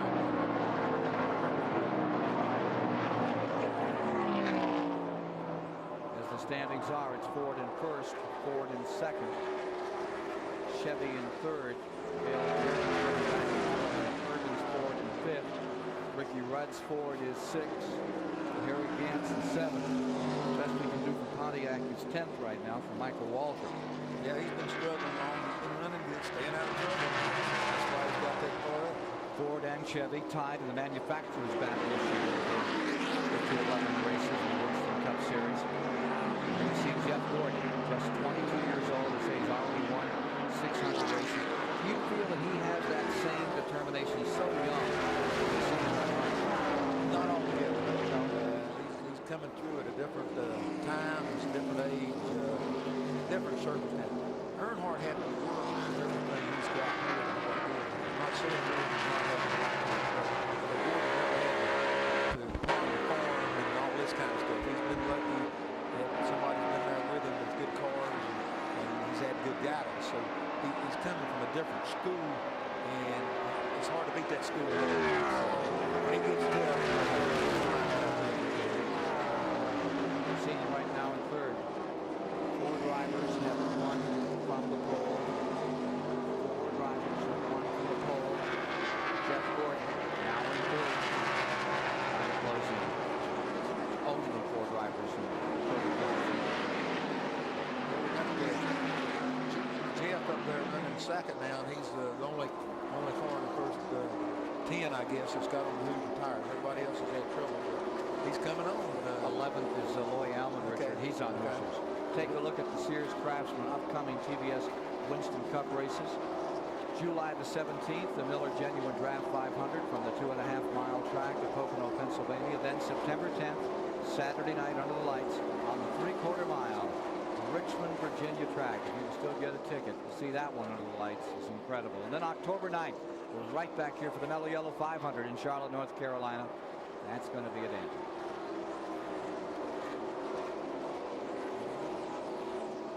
Wallace's race to win or lose. Right now he has the advantage. He's trying to build on it.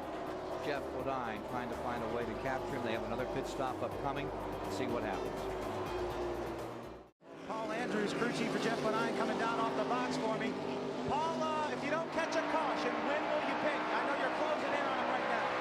Pretty close. We need about 20 laps to go. We'll see what happens. Do you change any tires or just gas and go? I don't know. We'll see what happens. We're really haven't decided. Okay, Dick Berger, what are they going to do down there with the 24 car? Well, I'm with Ray Evernham. Ray, what will you do on your next pit stop? Well, we're not sure. We're going to have to watch and see what the leaders do. We'll probably just end up with a gas and go, but we'll just wait and see what they do. You know, if a yellow comes out, it'll change everybody's strategy. But right now, nobody can make it, so we're just going to have to see. We're going to let rest of the people make that decision. Right now, it doesn't look like it, but I think if we can adjust on the car and if it comes down to a shootout, you know, Jeff Gordon with 10 laps, I'll put money on him. 537 miles in the rearview mirror as we get down inside this Coca-Cola 635th mile. As Wallace stays in front, but Wallace's lead is dwindling. Wallace's lead is being eroded as Bodine continues to clamber back into this thing. And in comes Jeff Gordon. Gordon has a lot of making up to do to catch him, but there is time. The 16 car there just stopped about 4 new tires. So he's a little bit quicker than the 7 car right here. Jeff Gordon in third spot. He finished second here 1 year ago. And he says he learned a valuable lesson. Well, you know, when you get here, towards the end, it's going to be at night. And last year, I found myself in a position where I had to run really hard to run second, trying to run down Dale Earnhardt for the win. I'm going to run awful hard on. But the thing is, you don't really need to run real hard at the beginning. You take it easy, save your race car, save your tires, and wait for that perfect pit stop there towards the end to dial that car right in. Hopefully, you know, be about a 50, 60 lap shootout there towards the end, and we'll be there. I'll be pushing awful hard if it comes down to those last 50 laps. Looks indeed like it's going to go for the last 50 laps. That's Gordon, number 24. Stays back there in the show position. Wallace staying first, Bodine in second. There you see Rusty Wallace. He puts a lap on Rick Mast in car number 1. There's the interview. Back to car number 7, the Exxon car. Jeff Bodine running in second position. And now to fade back and we'll find where Jeff Gordon lies in all of this. You see him coming off turn 4. That's the separation, the interval on the top 3. Dale Jarrett is right up in there. Led this race. He's following further back. He's in 4th position. Here's Gordon. Caution would certainly make it. Yeah, we're going to make a whole different race out of it. It's going to be a different race even if they start with the green. I think everybody's trying to make time right now. Like I say, they all talking about, hey, that's what we're going to do at the end of the race. Now they got to settle down and say, what are we going to do? We're going to have to do it now. They're all going to have to start with this. 4th position. R18, here's 28. Here's in 5th. Let's not forget that Ricky Rudd has had a great night and he stays just behind him. Harry's doing the same way, but he's still digging. He might be the last one on, but he's still there. For that 10 car, Ricky Rudd having in 6th spot.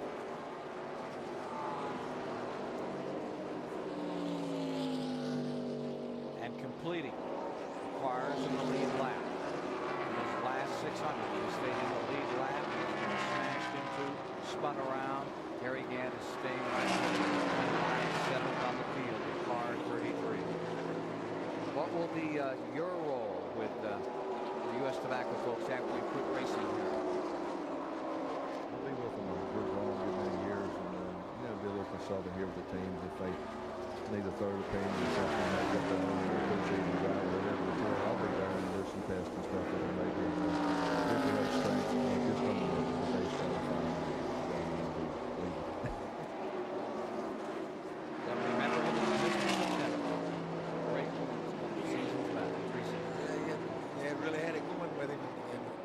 He lost. He won second and lost brakes. If he had lost brakes, he'd won that one at Wilkesboro. At Wilkesboro, right.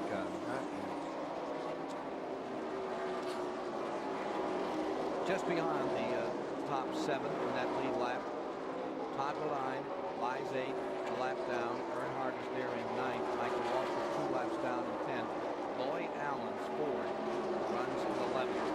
Meanwhile, Chuck Bound finds himself 3 laps down at this juncture. He's in 12th with car 12, followed by Hutch Strickland, Sterling Marlin 14th, Bobby Hamilton 15th. Blake Speed and Derek Cope is 17th. We're seeing a complete review here all through the field as we get down to the end of it.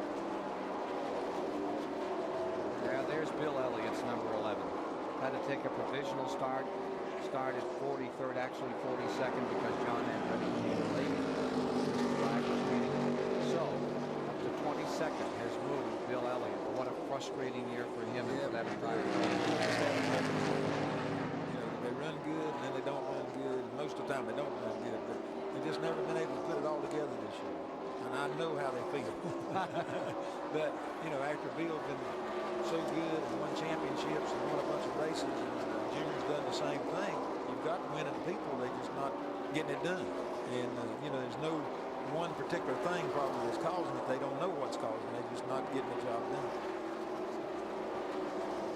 And we want to let you know who the Western Auto Mechanic of the race is. Ray Evernham, the crew chief for Jeff Gordon, is the winner of the award. The Western Auto Mechanic of the race posted tonight. Our hats off. Jeff may not win the race, but Ray Evernham comes home the winner tonight here in Charlotte. Guy is really good. He used to be in the IROC series. Remember those cars all look the same, everything. That was really good for us. Boy, he is so great. Pretty good with what he's doing this year. Sure is. Looked like the 2 cars getting away from the 7. 7 was catching him pretty good after a while. The last 4 or 5 laps, he's kind of worked it back out there. Spurs to number 2. Rusty Wallace, he tries to draw away. The car recalls midnight, and as it gets darker, it seems to be running stronger once again. It's getting closer to midnight, right? But Bodine has not thrown in the towel. But they've got one more pit stop, and he'll be dancing in here. And making one more thrust to try to close now. Slap on some more rubber. But as Richard noted earlier, when they took those new tires off, worked a little better at first, then the Hoosiers have caught him up. That's really what happened to the 2 car. He really runs good. And then the car quits, he just quits all the time. So far, it's not good. And they just got 30 laps to go, 29 laps to go. So it won't be long for someone to start dropping in here. Once one drops in, everybody will come in. 556.5 miles are complete. We'll start dropping in shortly. We'll be here to bring you the action in the Coca-Cola 600.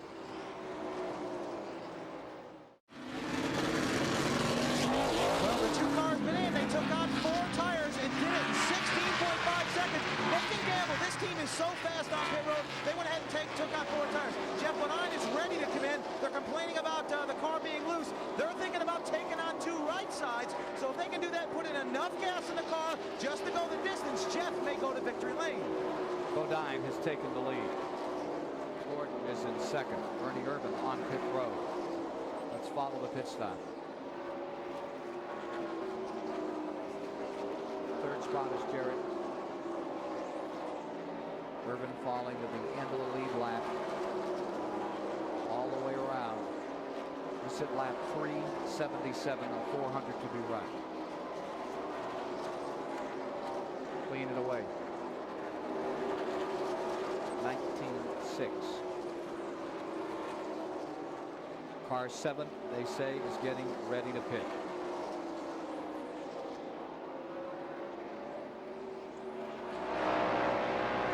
On board with Jeff Gordon. Here comes Jarrett. Bill Jarrett currently in 3rd on pit road. 3rd of the leaders. 7 cars in that lead lap, making their pit stops now. They're doing it good for us. They're doing it one at a time. Let's watch them, Hutch Strickland has pitted. He's back out again. Travis Carnicall. Here's Randy. Well, Dale Jarrett is in. They've already done the right side tires on the Interstate Chevy. Same thing for him. They just radioed to Jeff Bodine. They said, come on in this lap. So Jeff Bodine is also going to take on 4 tires, it appears. They want to leave him out and see if he can catch a caution. A little over 18 seconds. Now Jeff Bodine rolls in the XI4. It's the right side tires going on. It surprises me that one team doesn't try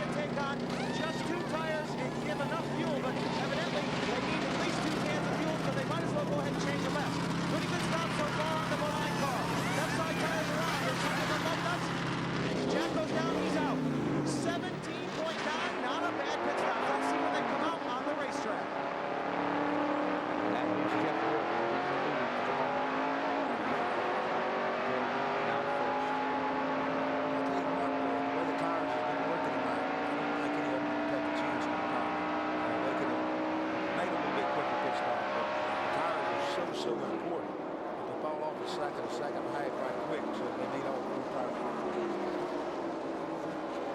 Here's Gordon coming on pit road. And should be coming in shortly. And Rudd.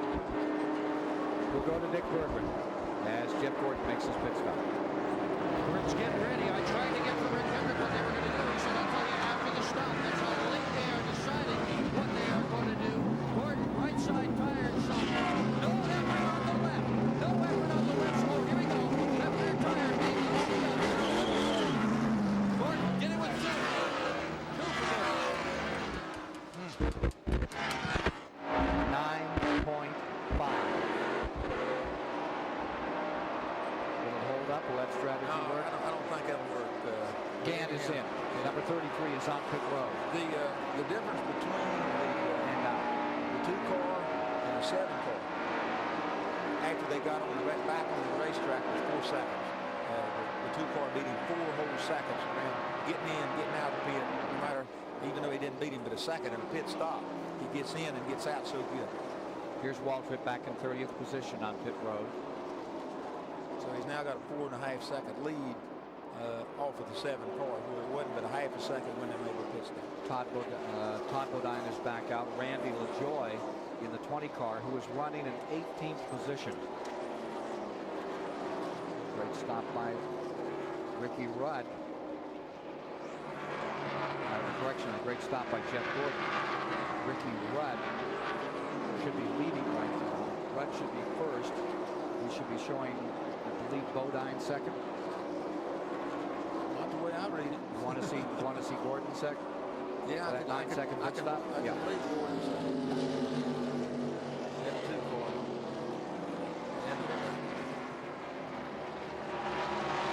Stretching it out at 384.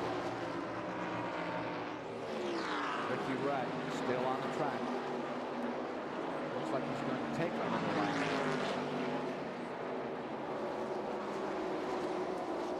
Ken Schrader pitting. Remember, he had trouble early in this race.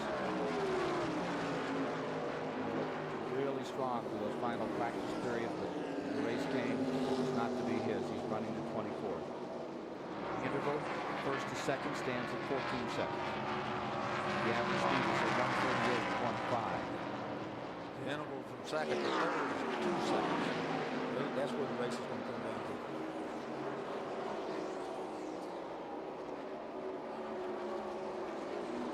Ricky Rudd with his own team trying to draw it out here.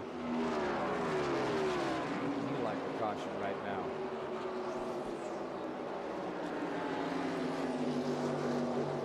He's not got a lap lead, so it really wouldn't be that big an advantage for him. Except everybody wants to stop getting tires, so right. Here's Rudd, who started 13th on the day at lap 386.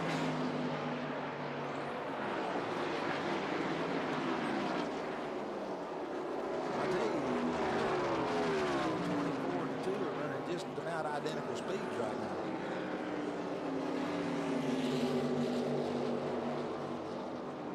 Couple of Goodyear cars back there in that second and third position. Here's Rick Benjamin. Well, Ken, we're watching my candidate for the Liquid Wrench Slickest Move for the Race Award. Ricky Rudd waiting. He's leading with 13 to go. He's put off his pit stop, hoping for a caution if it pays off for the driver of the Tide Ford. The number 10, he could well go to victory lane here at Charlotte with that slick move. First to second. They've got it down to 11 seconds. What was it, 13? 14. They are closing in on Rudd. He stretches it to lap 387, 388, 388 on the board now as they come by. 12 to go. Kenny Wallace is back in for Felix Sabetis another time. Right with Jeff Gordon.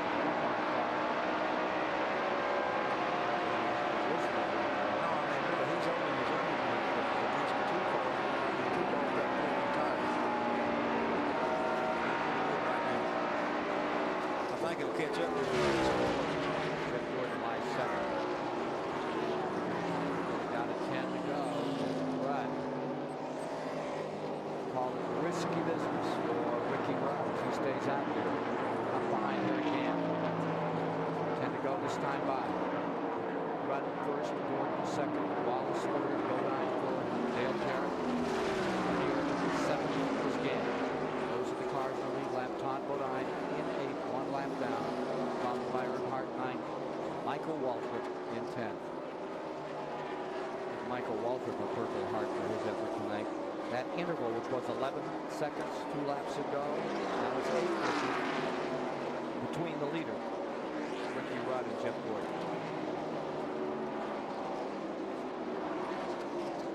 Cuts it down some more at 7-9 now. Okay, the 10 cars shutting down.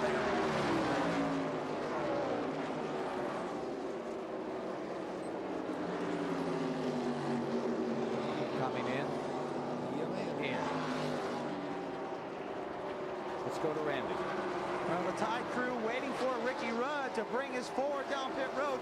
Ricky has called. They've calculated what they need. They need 3 seconds of that fuel can stuck in the nozzle. That's all they need. 3 seconds they can go the distance. They're going to blow off tires. No tires. Here we go. 1 1,000, 2 1,000, 3 1,000. There goes Ricky Rudd. 2.8. They try to hold on to something here. Jeff Gordon. Wallace the second. On to Jeff Gordon as he comes back. Jeff's going to stretch it out a little bit.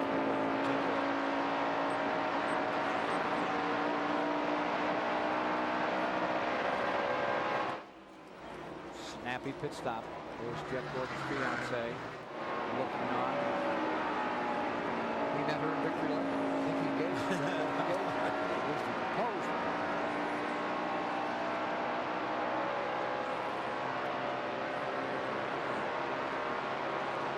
So in that shakeout, Gordon takes first. Wallace hosts second. Bodine is third. Dale Jarrett fourth. Ricky Rudd following the sixth is just in front of Harry Kane. Jeff Gordon seeking his first Winston Cup victory. Set on the pole. It's been a long time since he won the set on the pole on the 600. 1976. The great David Pearson.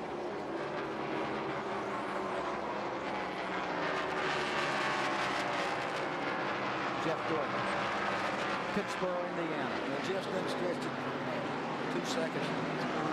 2 right now, so he's really just outrunning the 2 car.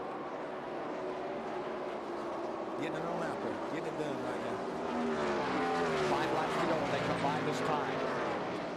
As Jeff Gordon, at 22 years of age, the sensation driver, did so well here a year ago, had a brilliant run in this race, is coming back and doing the only thing he can do. That's improved on 1 year ago. He placed second in the event.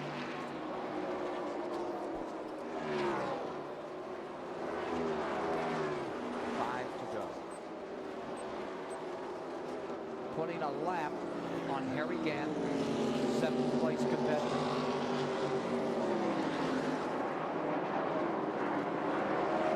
Jeff Gordon at 21, the youngest driver to win a 125-mile qualifier at Daytona. First rookie 125 since Johnny Rutherford in 1963. Here tonight at Charlotte, North Carolina. Make no mistake about it.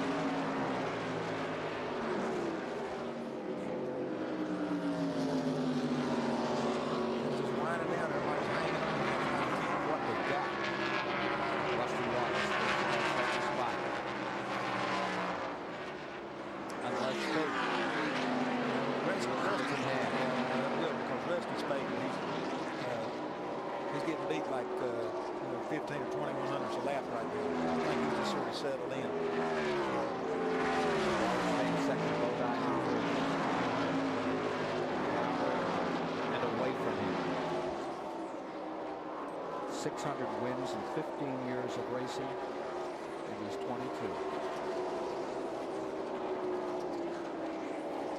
2 to go. 2 laps remaining. Youngest winners over the years.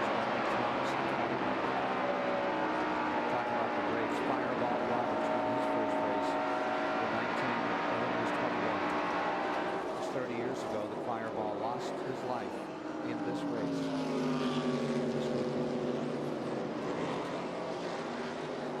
Bobby Hiller was 22.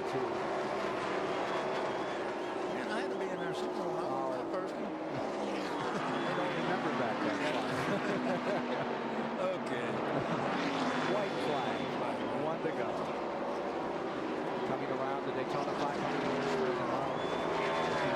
Jimmy Spencer. Boy, this is a moment. Set on the pole at 181.439. He will become only the 5th driver in 35 years to win the Coca-Cola 600 in Charlotte, North Carolina from the pole. Checkers are out, and they are down, and it is Jeff Gordon victorious this evening on this Memorial Weekend at the Charlotte Motor Speedway.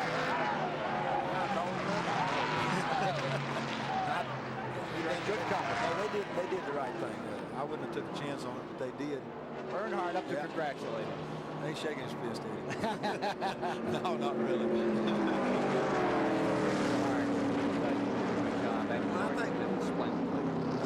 think everybody knew that he was going to win, just didn't know when. Well, it's happened here. In this major race of the season, the Coca-Cola 600 belongs to Pittsboro, Indiana's Jeff Gordon with a sensational run in the 35th annual Coca-Cola 600. To the Purolator winner's circle. Here's Randy Pemberton. Well, Jeff Gordon is taking a few moments, gives his fiancee Brooke a hug. It was very emotional when he came in here. Jeff Gordon in absolute tears. He finally wins his first ever Winston Cup victory here in one of the biggest races of them all, the Coca-Cola 600. Let me walk in here and try and get a word with this young man.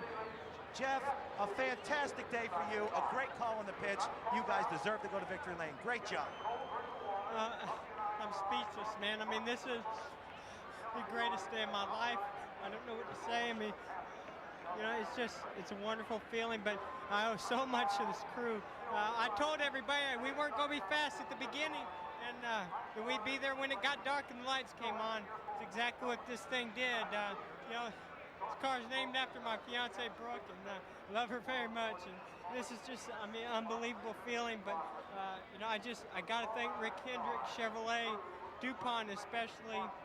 But this crew, I mean, they made that decision. I just drove the wheels off of it, but I didn't have to drive it too hard because they just did such an excellent job in the pits. Man, that's what wins races, being smart, being there all day. We've been so unlucky lately. This is the only way to make it all worthwhile. Well, they've said you've had the sophomore jinx all season. I know you want to put that behind you. You've done it tonight. You won one of the biggest races of all time. We don't believe in jinx, you know. We just felt like things were happening that we had no control over, and we just kept working hard and working hard. Had team meetings to get our morale back up. Man, we're ready to win some more now. This is unbelievable. Okay, get on out of there and celebrate with these people. Jeff Gordon, fantastic run for Jeff Gordon today and this entire DuPont team. Watch this, Richard. I mean, this crowd is going to come unglued. People love this new youngster. Yeah, they're looking for a hero. Yeah, they are looking for a hero. They ain't none. I don't care what them kids is doing and doing and stuff. They ain't so looking for somebody. Well, here he is. It's $1 million win for him. Is it? You know, yeah. This crowd just waiting for him to gather himself up after he's gathered this race up and step forth from this car number 24, with which he's flown to victory. There they go.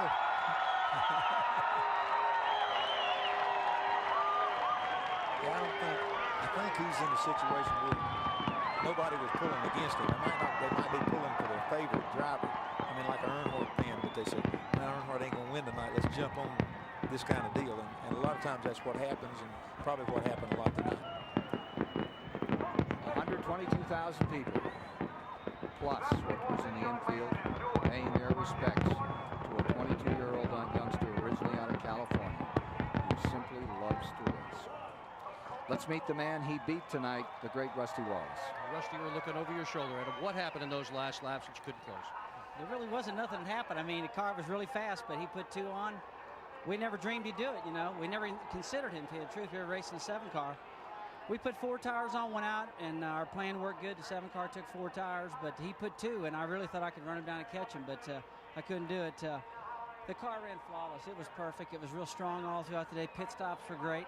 I'd like to congratulate Alonso Jr. and the whole Penske team for the Indy win today. I was thinking about that thing about the first 50 laps. It was wonderful, a neat deal. But I'd like to thank Miller, Mobile, Goodyear, Bosch, everybody. I mean, we had a great run today. I told everybody this morning that the car was super strong, and I believe we led so many laps today. It was unbelievable. So we gained a lot of points, and we didn't win, but I tried to. And you had a good, strong run with Earnhardt. Yeah, I guess so. You know, he was trying to keep his lap back and get his lap from me, and he was burning his tires up, and I was burning my tires up trying to get around him. But hey, all in all, 600 miles is a long way. We had a good run. Just like to thank the entire Team Penske. Everything went great today. Rusty Wallace keeping his chin up. Rick Benjamin. Rusty Wallace certainly had a lot to be proud of today, as did Jeff Gordon. We're told Gordon led only 13 laps, but the most important 13 at the end. Can't remember the last time we saw a driver win a major race and break out in tears and spontaneous joy in victory lane. A lot of hats off to young Jeff Gordon for his victory drive tonight. Now, a couple of awards to pass out here. The Liquid Wrench slickest move. We talked about other drivers perhaps qualifying. That slick move certainly goes to Jeff Gordon and Ray Evernham's crew, and that he leads for Gordon. The 2-tire stop at the end really set it up. Now, we're also told that the UAW GM Teamwork Award of Excellence goes as well to Jeff Gordon's team. The Ray Evernham-led Rick Hendrick Motorsports entourage knocking that one off as well. We also want to tell you about the Advanced Auto Parts Pits Done Quickly Award. We thought Ricky Rudd might have a chance. That 3-second stop he made late in the going for gas only. We thought that was a slick move too, but it gets Ricky and his team the Pits Done Quickly Award tonight here at the Charlotte Motor Speedway. Well, lots of activity here at the Speedway for the last couple of weeks. It's capped off by young Jeff Gordon winning his first Winston Cup race tonight in the Coca-Cola 600. More in a moment.